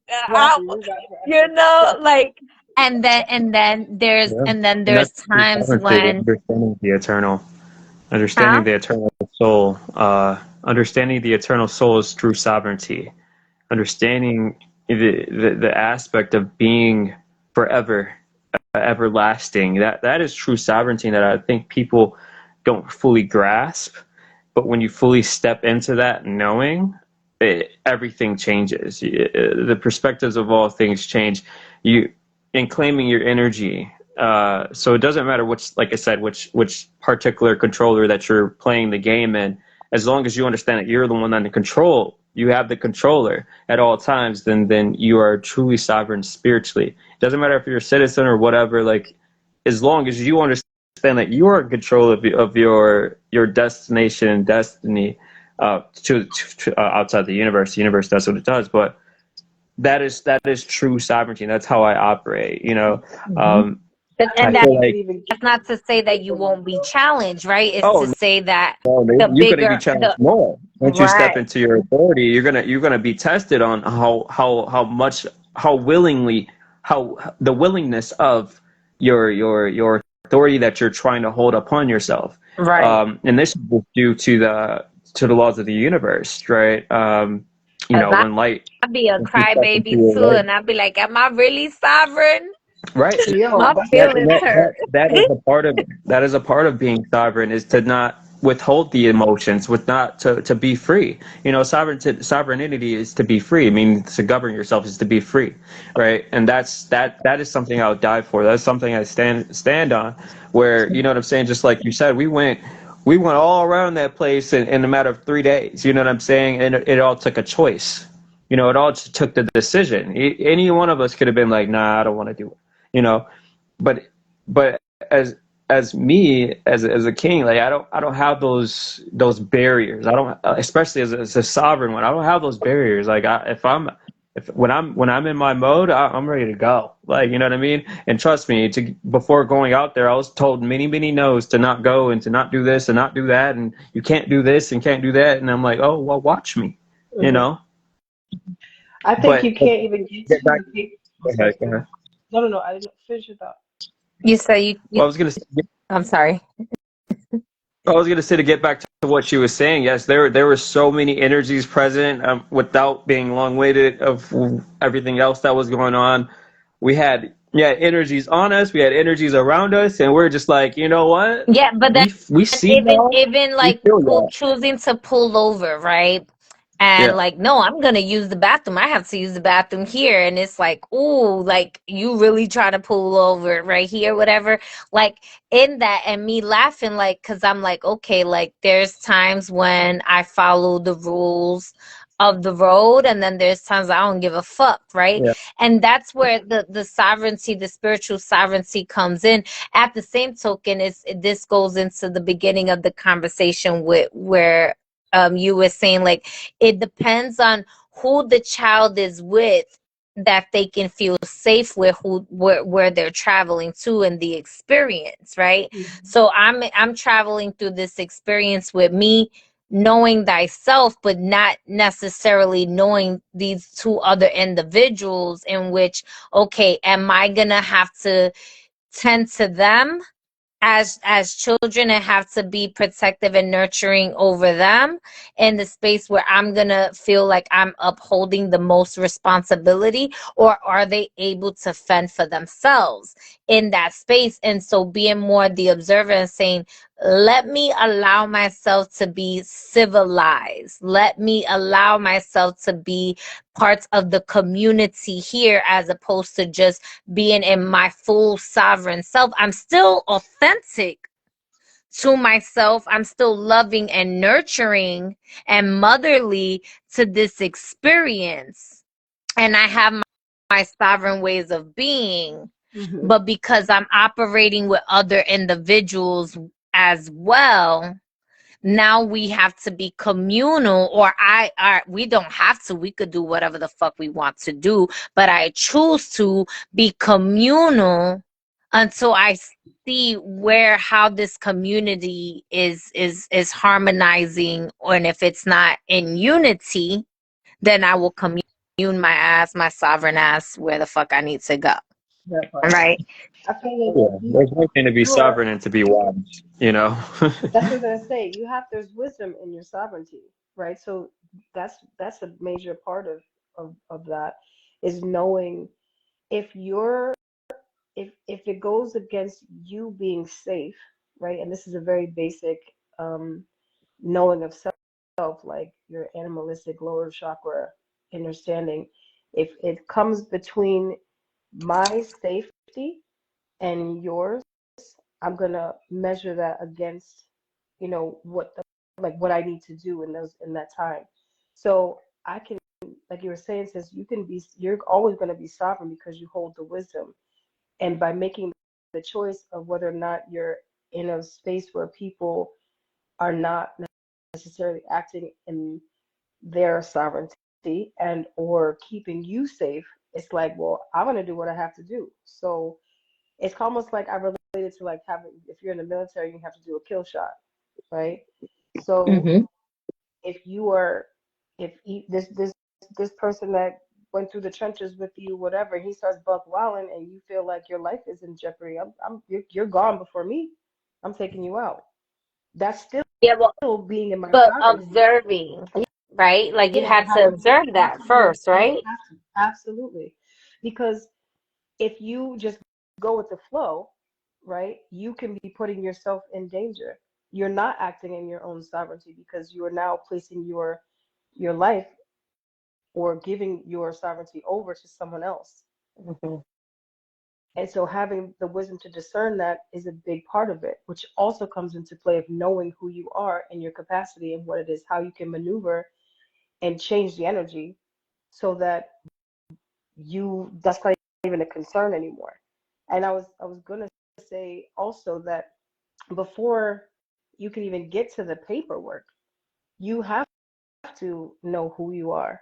You won't even have the capacity to think outside of the controlled, you know, space for you to go to that next level and say, I'm going to put my sovereignty on paperwork and put them on notice so that they understand too that I'm aware of self. So there's two I feel like there's always levels to the game, right? You were talking about being the controller of the game. So when you get your level up and now you're playing on a higher level, there's going to be more opposition, of course, because it's going to be harder to navigate. Now you got forces like, oh, okay, you're up here with us. Well, let's see how you can command this space. Hmm. And you keep going and going until we can just take our body and rise up out of here. Like that's the way that I see it. Is really it's all in tandem. We're still having to master this three-dimensional space that we're in, and these choices that we make will is predicated the decisions that we hold are predicated on the choices that we make, and that in and of itself is by gaining knowledge of self and having a better understanding of how you are supposed to navigate here, because this is again, it was a choice for us to come back here, and the way that we came back here, and the experiences that we decided to have were all so that we can navigate appropriately. But it's like we still within that we still have to make those choices that are going to lead us to having a better understanding of who we are in our physical body as we're here. A lot of people don't even get to that point. They don't get to that space of knowing thyself where they can make different choices to make different decisions for better or for worse. Hmm. When you're in circles of or groups of people that may not have the knowledge of self or may not have the understanding of how the game is meant to be played, and then you come into someone who does have a little bit or more knowledge of self, that's when it becomes you being in your full sovereignty, and if you have to be the mother at that point, then you do that, right? Because at the end of the day, it's if it's me or you, it's definitely gonna be me. I'm making Hmm. it out of here, you know. So I feel like it's layers to all of it. Hmm. Uh, The different yeah, the absolutely, different Maatian dimensions. And absolutely. so like even with that, right? Like I love how you mentioned with how he mentioned about being the controller, and then even you like standing your ground, right? Because Hmm. to realize, boom, I am in a space with other sovereign beings. And Hmm. so much so that, how does one choose to stay in their sovereignty and stay communal, or do they stay in the space of whether it's survival of the fittest, which is what you just said? If it's me or you, it ain't gonna be me. Right. Survival of the That's fittest, true. Right. right? That's It's primal and primal instincts, right? Navigating the primal waters through survival instincts, right? Survival of the fetus. Now that's the survival of the child, right? true. Of creation in that space too, right? Of the spirit. And then getting into the space, because one of the sovereign beings, they was like, oh, I don't really, they were moving energies in a certain type of way, because the way that what would have been community didn't seem like the community to them, or whatever the case may be. Like, it wasn't unity, and so there's separation. So when there is that separation, that challenge, right, in that space, it could have seemed like, um, me or you, like, I chose. Sometimes this is where the knowledge of self happens, right? And why I'm bringing up these different instances. Hello, Cameron. Yeah, Cameron. Give me just a moment, and then I'll add you on.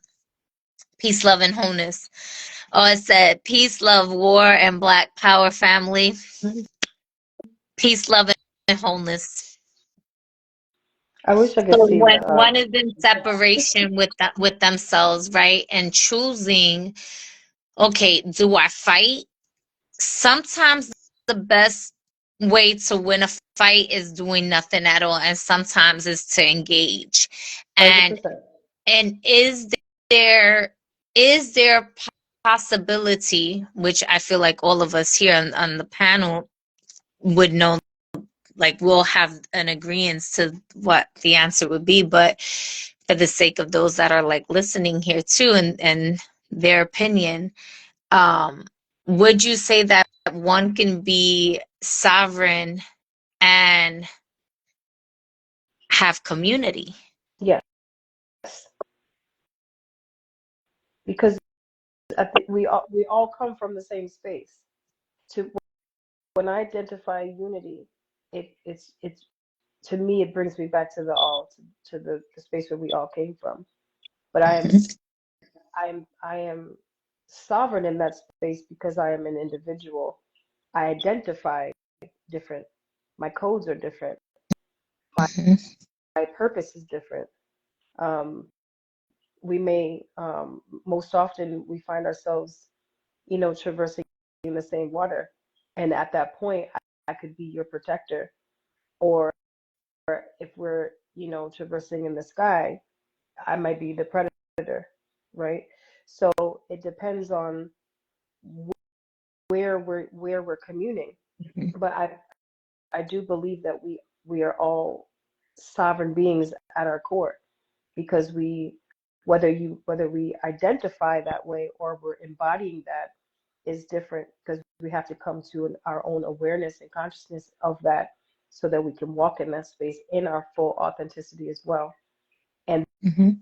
then at the same time, because we are coming into an alignment with each other, where we are unifying in that space, like we're unified to right now in this space, we're coexisting, co-creating, but we are all sovereign, because we hold different codes.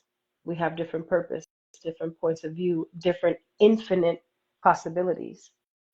And Mhm. that is They not all. like us. They're not like us, baby. They not like us. And They're not. so walking the path, the rites of passage to correcting status on paper and serving, you got served, right? What would you say, I guess all of y'all here and those in the comments too, what are three things that you would share with an individual that's navigating that process that may be helpful or useful, as a tool? Obviously, I guess I'll share three to kind of give an example, and I'm keeping it short and simple. So I would say, knowing your why, knowing your why, your purpose. That's two, because, and then, yeah, just knowing thyself. That's I think everybody's gonna be that answer, knowing thyself. So I say the purpose because, um your purpose behind it feeds your why, and it also helps to determine what route you personally want to navigate through, because there's so many ways to go about status correction. Mm-hmm. So your why can be, very vague, but the purpose behind your why can help navigate or narrow it down as to what process you may want to take. And knowing thyself is important, because with that, like, that's where you're gonna have to stand on. You have to stand at that at your core. So what are three things that you say is something, because there's so much information of online, right? Whether it's using, the private banking side or the treasury, or switching, the codes in regards to like the UCC codes, and operating from a space of like quote unquote sovereign citizenship, which is like oxymoron, but we do it, right? Um, or just going national, whether it's claiming Moorish or creating your own national, like you can literally create your own lineage. You don't even have to go based on any other lineage that's there. Mm-hmm. So, what would be like three things that you would suggest, both of y'all? I I'm feel like, about go ahead, go baby. first. Go ahead. No, go ahead. No, you got it. You Okay. got it. Okay. Well, I was just gonna piggyback off of you. I don't know that I even have another three per se, but it is. I think the first one is to know thyself, right? Because you can't really move forward, because and that intrinsically will, you know, dictate your purpose, which comes back to the why. Like, why am I doing this? I'm doing this for to serve my purpose here, and I can only do that because I know who I am. I have an understanding of greetings. You I have choose. an understanding, a full understanding of who I am. I don't think you can do, like I said before, I don't think you can do anything before you have a full understanding of who you are. Perhaps the only other thing I would say is that it's, I would say, get to know and understand where you are. Get to know who you're dealing with. Get to know, you know, what they're doing, or some would say, get to know your enemy, right? Get to understand the mind of your whoever's trying to oppress you, so that you can um, use that as an advantage point. Yeah.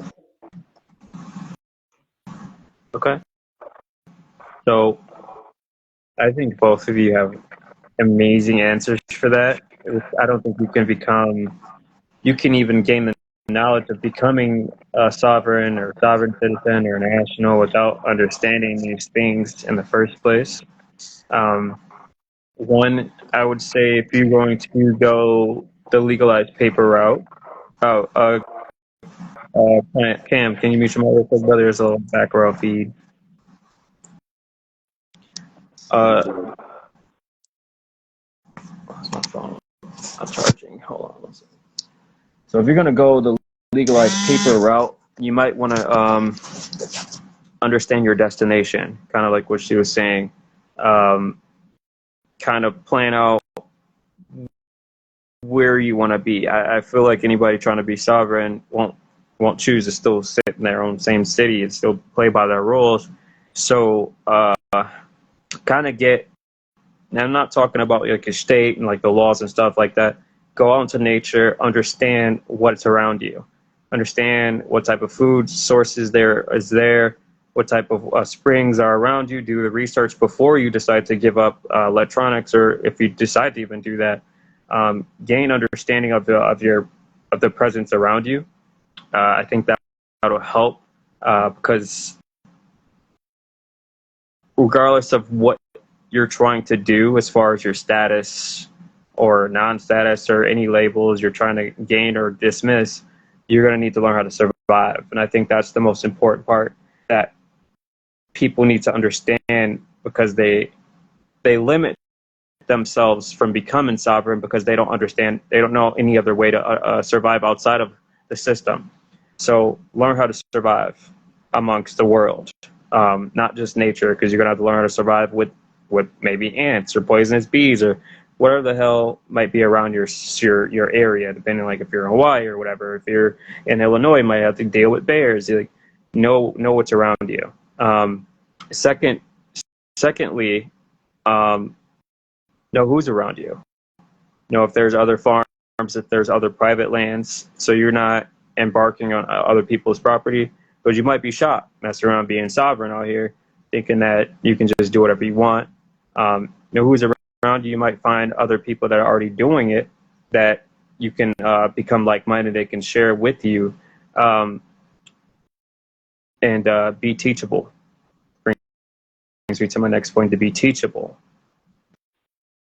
Don't just take one person's word for it. Get multiple sources of understanding before you embark on a journey of detachment, a journey of defranchising yourself from the corporate structure. When you allow yourself to do that, you will be able to know how to either franchise yourself as a private organization, a private corporation, a private business, a private sector, or just to franchise yourself as just a villager or just somebody off the land, off grid.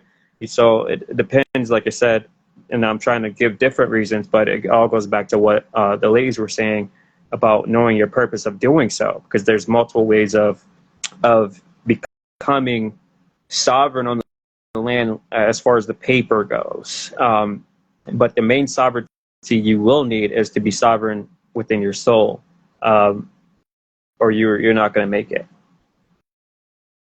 First, become sovereign within your knowing, your spirit, and your understanding is within yourself before you try to embark the legal status.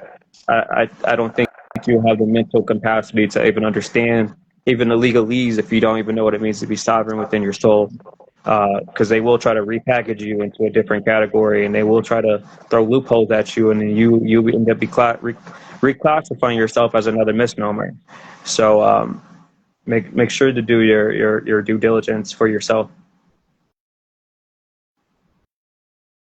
And I digress. Hey, Hello. yo, peace, love, war, black power, family, man. How y'all doing? Wholeness. Wholeness. All is well. Doing great. Wellness Look, family. NOC.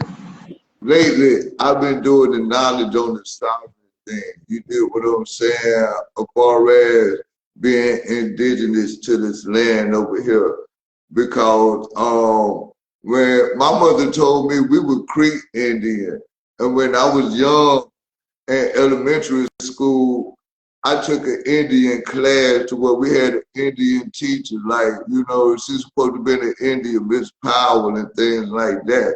So I've been doing the research lately, and there's been a lot of litigation going on between the indigenous black melanated Indians, that the indigenous look like us, melanated kiki hair, against the Mongolian Indians. You did what I'm saying?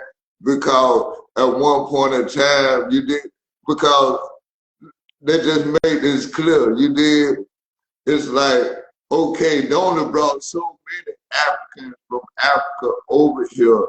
But before they did that, a lot of the slaves were motherfucking the Indian that looked like, you know what I'm saying, Africans. You feel what I'm saying? Melanated kinky hair. You feel what I'm saying? So they put us in slavery before they had us in slavery before goddamn anybody from Africa. So, you know, but they changed our names. They changed our name from nigger to negro to black African American, the black. You get what I'm saying? So really, all we have to do is tie ourselves in, because I'm pretty sure if we go back further enough through our bloodline to our grandmother, our great grandmother, you know, all of us say we got some Indian in us. A lot of our grandparents. You get what I'm saying? You know, and even looking up your last name, even though we got these slave master last names, you know, they tied into a plantation somewhere. You know what I'm saying? So yeah, I've been going at that angle. You know, Isn't the terminology according to I could be wrong. um I forgot where I read this at, but it could either be in the Black Laws Dictionary. It was definitely in a book that I read, and the terminology of Indian in itself still categorizes you in their jurisdictions, in certain bondage, and keeping it somewhat so-called slave, keeping you in the slave realm, um which is what the brother was just saying right now. Like, they'll try to repackage you so that you can label yourself as something else and still keep you within a certain realm of jurisdiction. yeah. You know, they labeled it Indian because the root word for Indian was indigo. You know what I'm saying? Which is like a Right. black purple type. You did. So yeah, they labeled us that, but you know, But like, if, for example, even the term black, right? Indigo and black is not the same. These are color. That's color law, but black and white, what it means in the law terminology versus how we use it on our day-to-day conversations is not necessarily the same way. yeah, I don't abide by that law. I don't even acknowledge that law. You feel what I'm saying? Yeah, I really don't acknowledge their system. I'm a renegade, rebel. I break rules. I break laws. You I'm laughing, but because that's another form of so you're you tapping know, into the other type of sovereignty that we was I'm just talking fully about, free. right? Like, Yeah, I'm fully free. You did what I'm like saying. I he don't give said, a fuck fuck all the what how paperwork. nobody I'ma just do. I I'm a do it. renegade. Like, Yeah, That's yeah, the type of yeah, shit I'm yeah. on, I bro. can't help it to go in Walmart and steal shit. I can't help it. I just walk out with big ass shit. I'll put shit in the cart and just roll out with that bitch. I'm so crazy. But I mean, to piggyback off of what he was saying, though, Yeah, 'cause I I know don't my care. brother right here, Cam. I know Cam, and my family is from Alabama too. And I acquired some old maps, right, pre-colonialization, and Crete was one of the biggest uh, uh, tribes that was a part of the Alabamian What's the word? nation. Because really So, the name for the creek, what the Muskogee, the Muskogee Indians, they were descendants of the mound builders. They were part of the mound builders of the Mississippi. You get yeah, what the area I'm was saying? filled with Choctaw, Hold hmm. on. mainly But Choctaw, that's why and then they but want you the to label Choctaw, as an Indian so that they can still have jurisdiction over the reservoir to Yeah. a certain degree, because right, other nationalities, other indigenous nationalities, they don't have the jurisdictions to even like go in there and govern what's on the reservoir or what's on their land, because right, they're not labeled as Indian. Look, yeah, check this out. Man, look, man. Look this shit up, man, on YouTube, man. This shit crazy. Even on the Trail of Tears and shit like that. They only show you the Mongolian Indians on the reservation, right? But it's motherfucking melanated kinky hair Indians there too, right? So-called what they label Indians there too. But it's a the motherfucking Mongolian Indians on the reservation. They trying to put forth some litigation to get the kinky hair melanated Indians off that bitch. Yeah, they tried to say talking about some things, some Indian. Man, this shit is crazy, yo. Yeah, they Yo, definitely this is what's first. going on the so-called reservations and all of that shit right now. The Mongolians trying to goddamn keep the melanated off.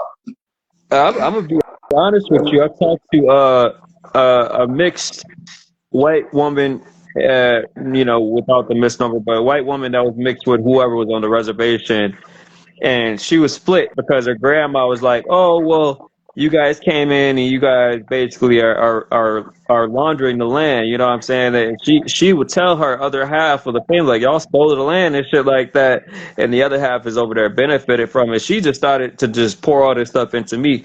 So they're very well understanding that they are placeholding the lands that we had illegally. They understand that they're, I forget what it's called, but land laundering or whatever the fuck it's called. Like they know what's going on. They know that it was our shit first, and then they put them on there because of they signed. This is where the whole $5 Indians come from, because they you know what I'm saying. They sold themselves out to be put on Yeah, there. To get the kid. They get basically got the white labeling or whatever side of the law to enact the whole blacks law situation upon us. And this is how you get the cowboys, because they will round us up and turn us in and shit like that. Yeah, it gets deep, dog. It gets deep, brother. yeah. Really, we're descendants of the old man.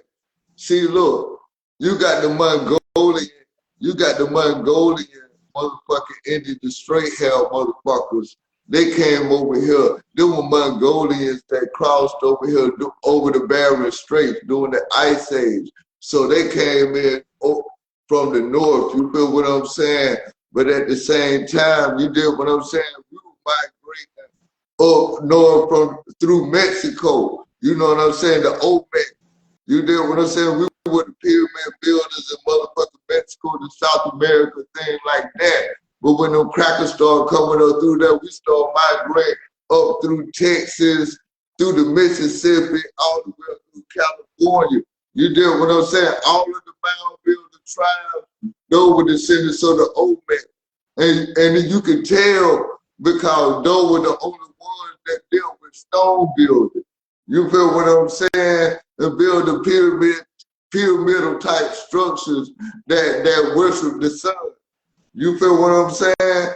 Yeah, those were melanated. So see, when them crackers came over here, they seen the war that was going on. So they sided with the motherfucking Mongolian Indians to get them guns and shit like that to kill us off and enslave us. That's why you'll see some certain melanated African beings, you did what I'm saying in pictures, and tried with the Mongolian Indians, because really they were slaveholders. You know? Yeah, the Mongolian, the straight, yeah. They had us enslaved just like the motherfucking crackers did. You feel what I'm saying? Man, yeah. Yeah, and even some of your own people done, you know what I'm saying, took up the mantle for the dollar. So we can't really point at this point. We can't really point fingers at really anybody, especially if you do enough extensive history. You start to see how things feel from Africa over here, how things feel from over here over there, because we was traded to Africa too and shit like that. People don't think it's all. There was American slave trade as well as the Atlantic, and people only know about one really. So there's people that was from Louisiana being sent to the Caribbeans, not even by slave, but because they run away from the wars. Like there's a lot of shit, brother. So we gotta be vigilant and wise and be like, we can't just point fingers at one person, right? I don't point fingers, I just deal with the knowledge. You deal with what I'm saying? You know, I'm I got definitely dealing with the facts, knowledge. information, and I just deal with the facts. You feel what I'm saying? So I don't really put my emotion or anything behind that to where I'm just taking a side, but I just deal with the information.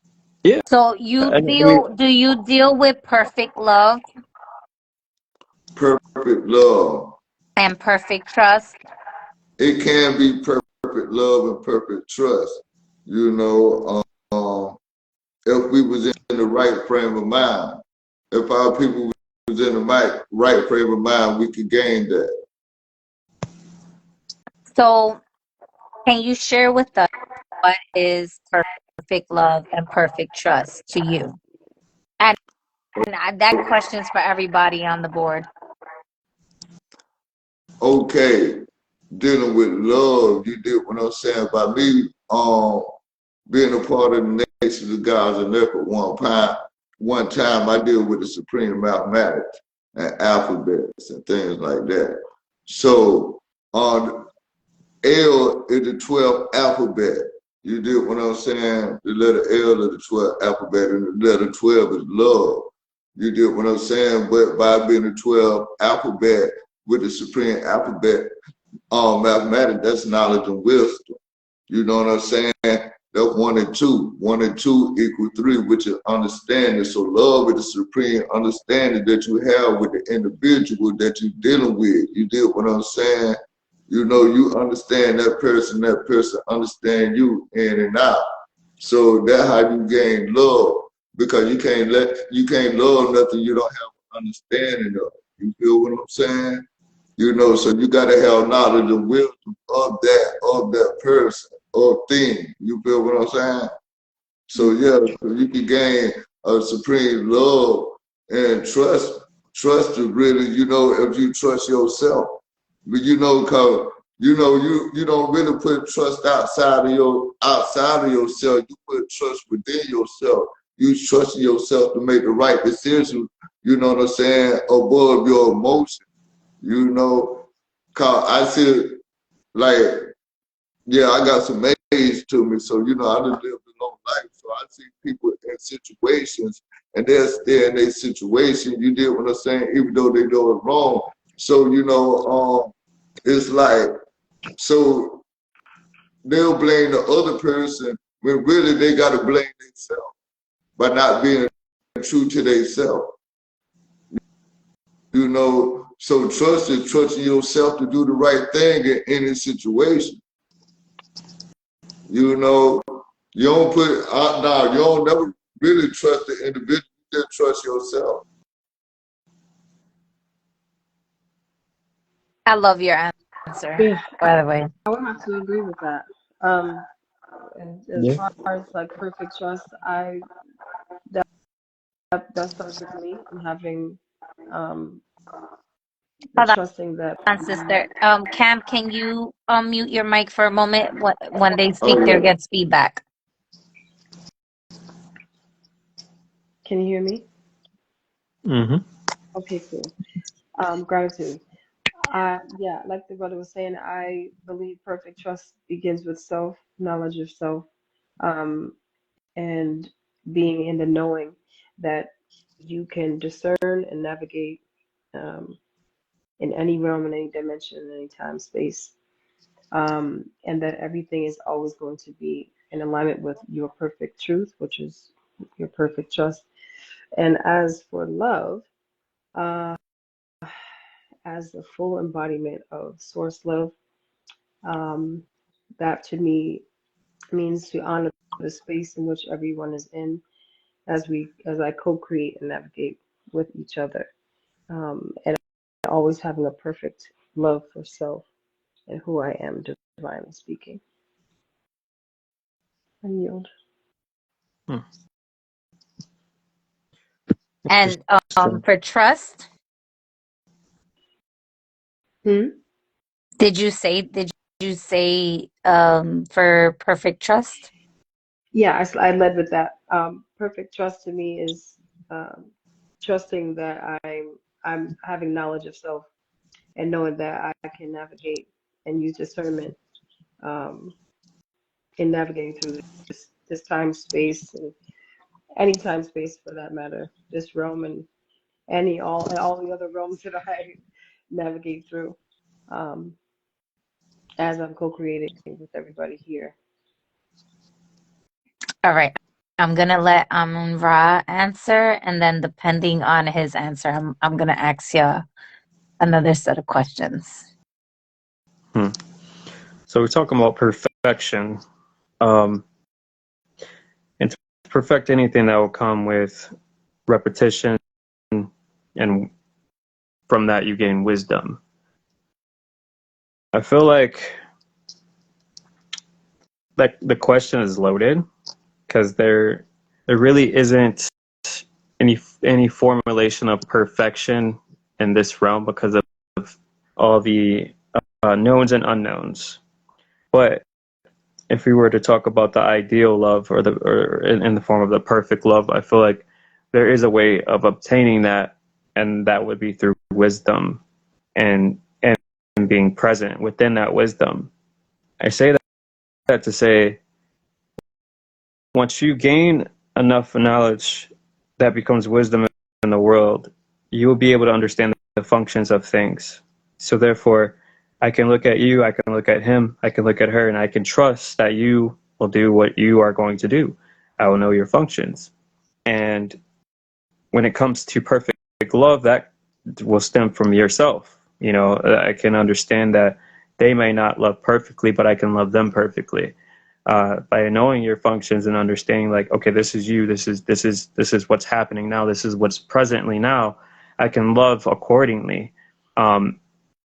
And by knowing these two things, it will require immense levels of wisdom, so I can be present and be presently trusting, to be presently knowing.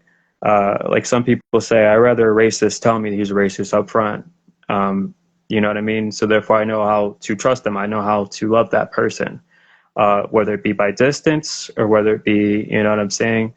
I know whether to trust them, meaning to not trust them, right? There's a level of trusting people by not trusting them.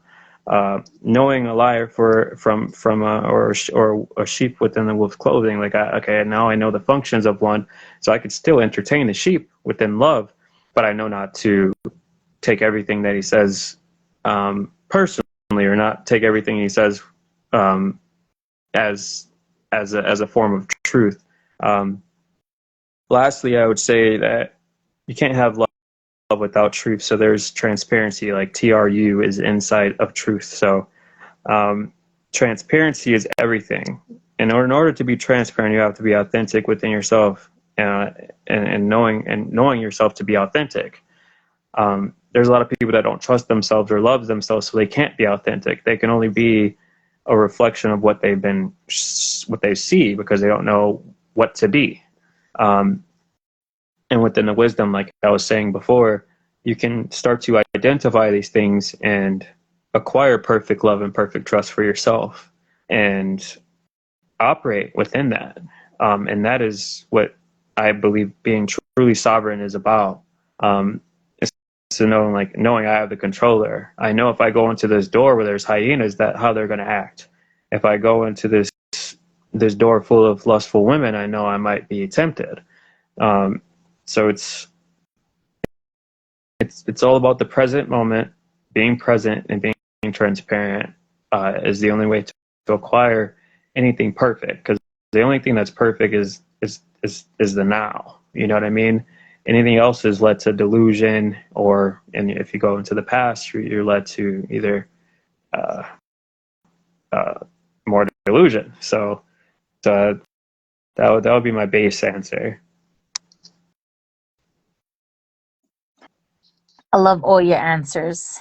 So, because I'm 100. First of all, Cam, how you led with the supreme mathematics, that was complete divine masculine energy. And I was chuckling on the other side here, but it was perfect because we need that, right? Like, this is why, like, the balance that's here on this panel is perfect. And so, going to perfect love and perfect trust for me, I have here pins by Hype Eternity, and it says living living irrevocable trust for protection and rights to start, right, from the conversation that we were having prior. And I feel like every single thing that each and every one of you have mentioned in regards to perfect love and perfect trust is a necessity, in the knowledge of thyself in that space to even ground it into the physical. And that's where it becomes the perfect trust, the perfect love, right? By affirming your non-negotiables, your affirming your rights, um your right to travel is not a privilege, and that is an irrevocable trust that you cannot take away from my being, because I trust and know how to travel from my heart to heart, soul to soul, mind to mind, space and realms and dimensions. And I will put this on paper,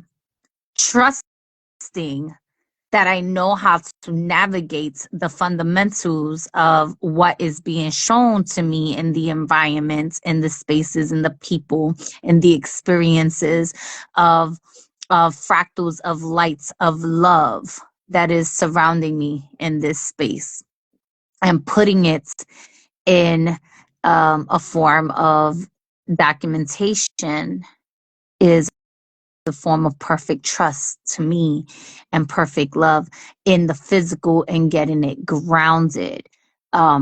If one is choosing to certify their, with the paperworks, their sovereignty with amongst the paperwork, there's different forms of trust. Like there's the legacy, and we all talk about generational wealth, and what legacy will we leave behind, and this can be looked at as fantasy like in ways, but a legacy is for uh what is it, like 100 generations or something like that. It's like, or it's like, Mhm. what is it? Yes, you're correct. Yeah, like 100 generations. And that's a lot of generations, right? It's not 100 years, it's not a century.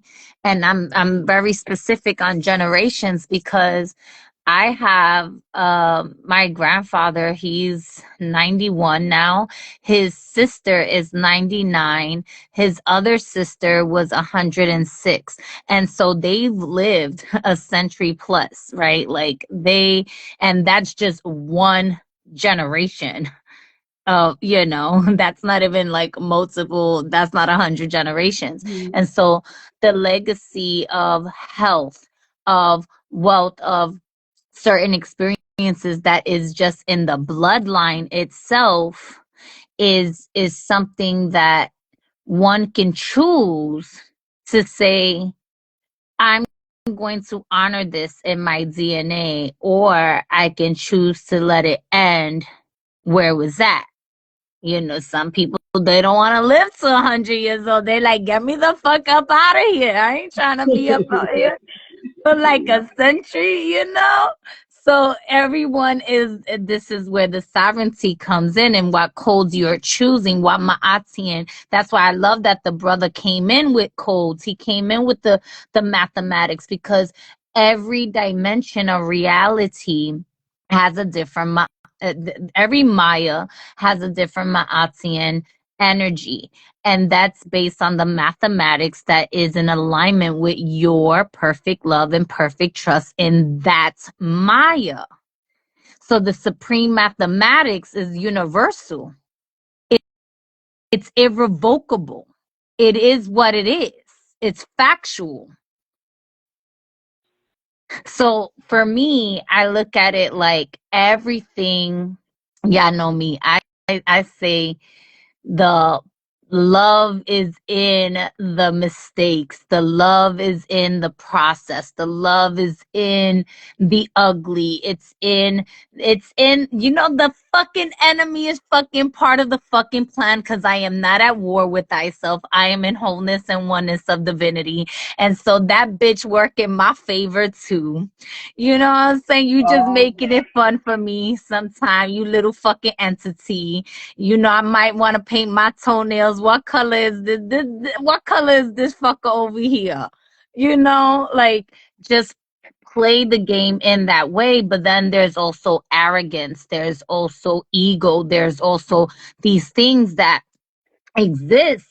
And is it the ego that's speaking? How do I differentiate what voice is speaking? Which is, where is this true sovereignty or is this pride in this space? And it's in the knowing. When you get to know how to differentiate your trauma voice, your egoic voice, your arrogance, and all of that, that comes from a space of perfect love and perfect trust. You trust your knowing so much that it is irrevocable.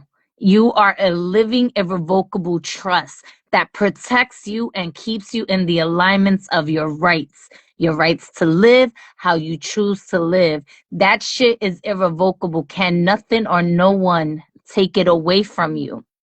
Now, if you choose to give it away, that is because you're either choosing that you trust an individual to honor your rights and protect you as much as you protect yourself, or because you may not truly be operating from a pure place of perfect love and perfect trust and sovereignty, and your trust may not be that formulated in a way of healthy discernment, because there's still some bondage or trauma that is instilled in the psyche, whether it be subconsciously or not. So Bang, bang, bang. That is all the things. 100%, sis.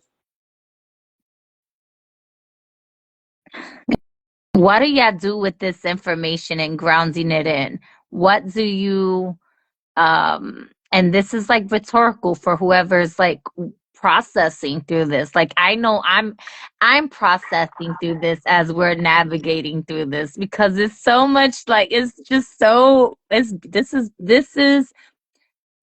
sovereignty in its best reflection in community here.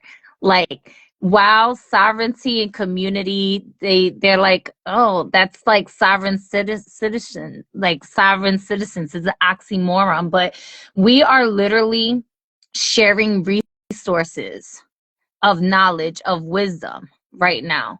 We are bartering with each other's energy right now to implement a space of security, right? And every time you put your social security number, whether it's on a job application, it's at, applying for some sort of resource outside of, they form a security.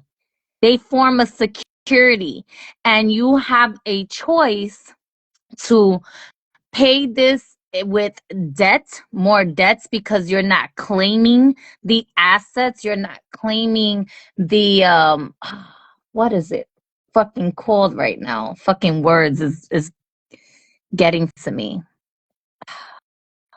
You could let it become your liability, or you could let it become your asset.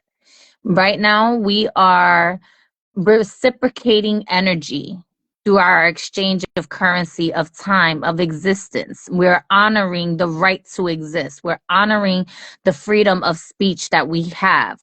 We're honoring each other with perfect love and perfect trust, right? So we are looking at each other as assets. None of us are a liability to each other. If we don't like what is said, we could easily remove ourselves and keep it going, keep it pushing, and not have to personalize any of it, because it truly does not matter if you do not allow it to matter.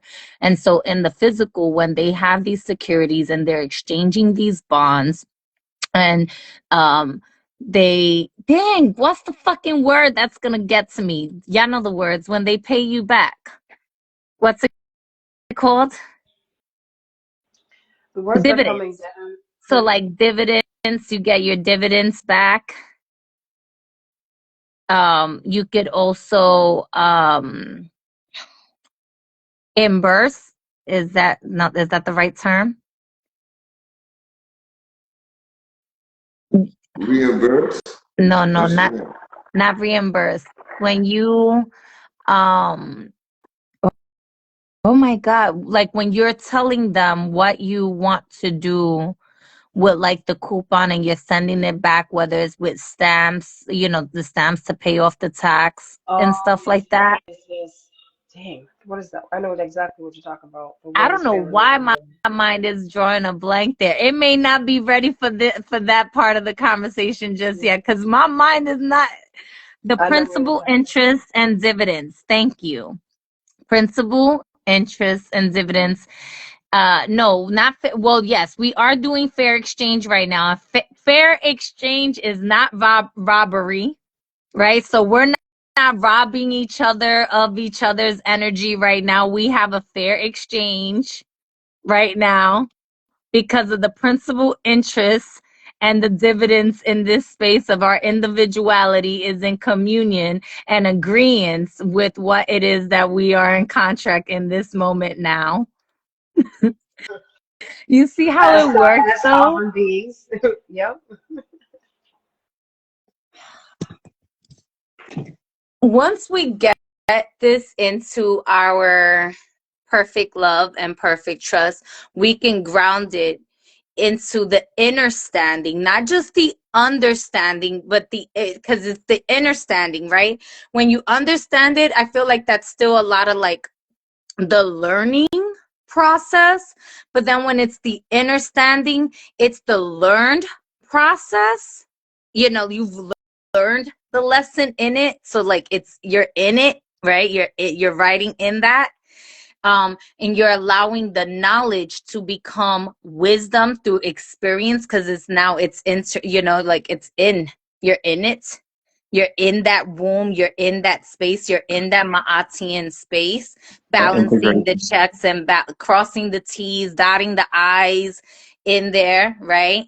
And then there's the outer standing where you have that inner wisdom and you're putting it into the perfect love and perfect trust fundamentals in the paperwork of how you want to experience it. So you're projecting it. The outer standing is the projection, how you're projecting this into your reality.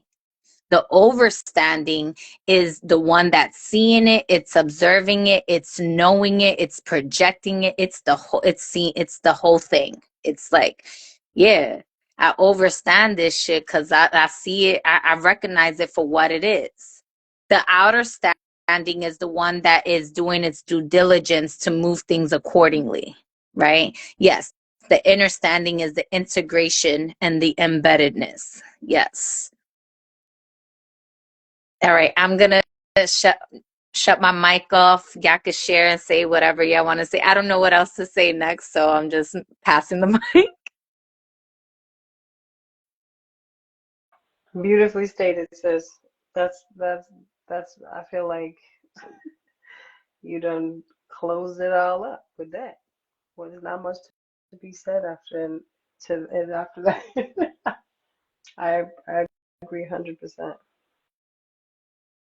Still do your research. Don't go just doing paperwork, just listening to what we was saying on Yes. here. Oh my God, please don't do that. Yeah, Go find definitely. And yourself I, first. and I feel like Cam's been silent enough. He's muted his mic. I know you've been wanting to share some things, brother. What you got to say to us, man?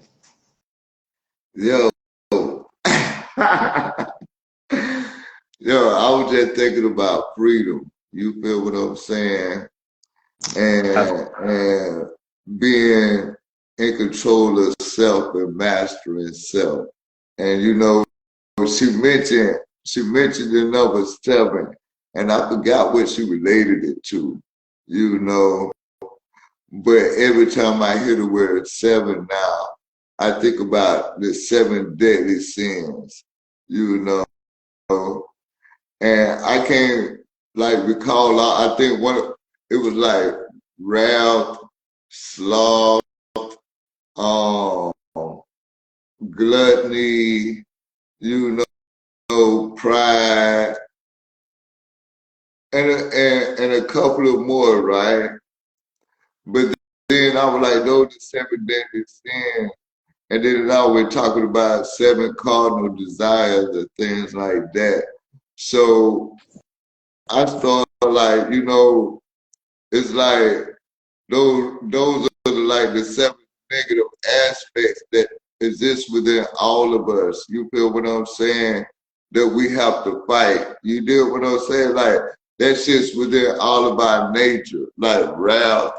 Like all of us get to a certain point to where, you know what I'm saying, we want to lash out to a certain degree. You know what I'm saying? Sloth, gluttony, greed, you know what I'm saying?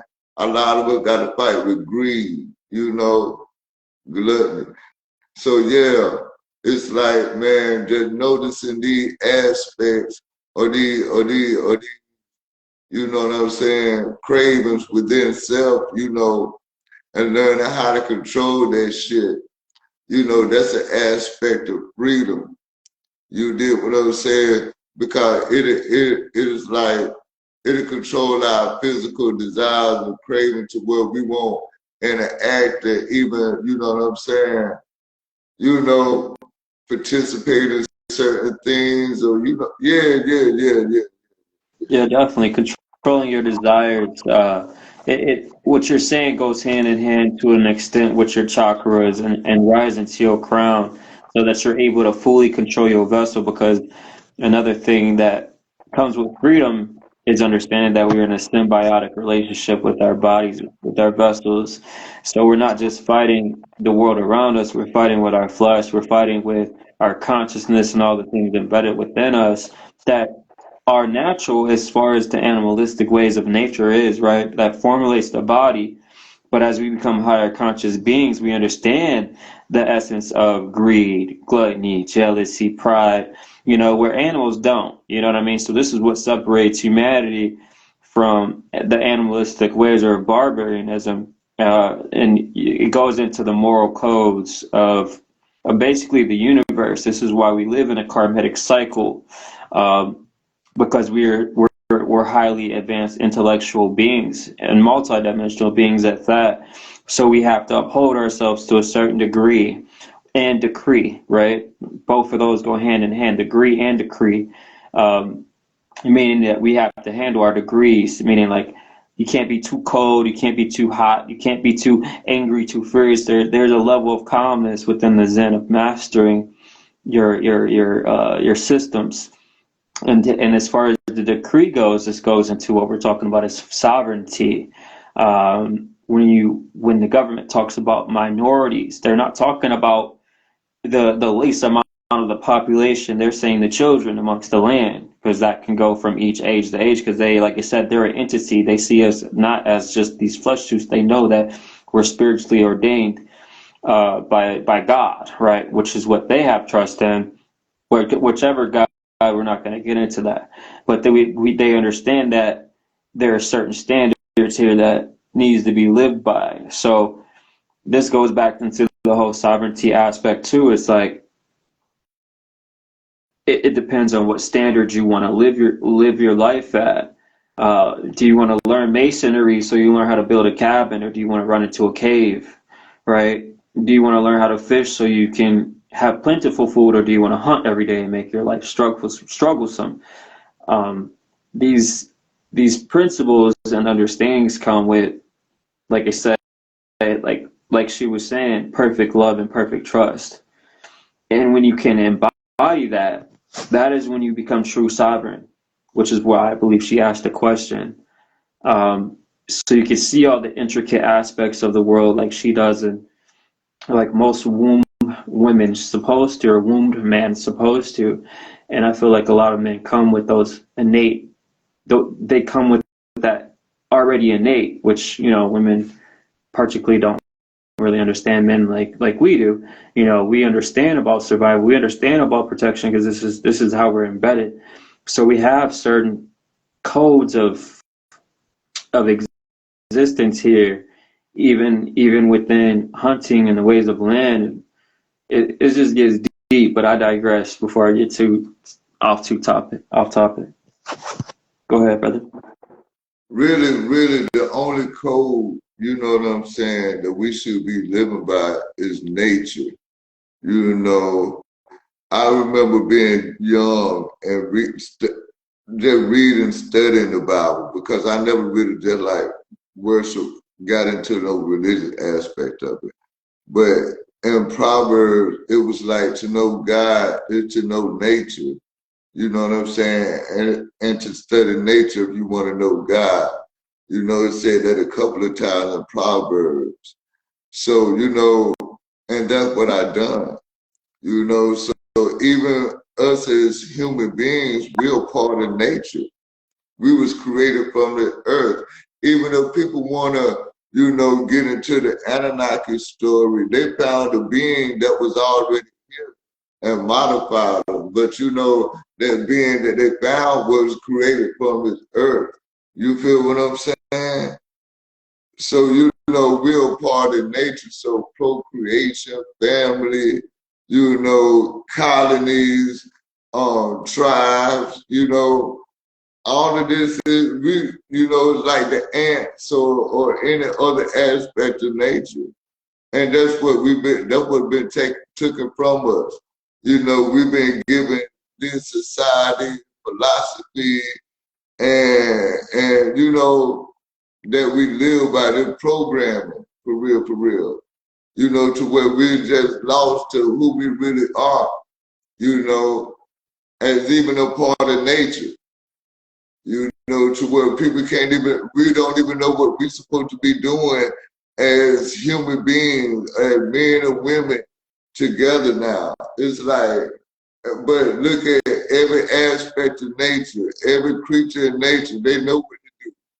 You know, from the ants, birds, bees, crickets, fish, everything.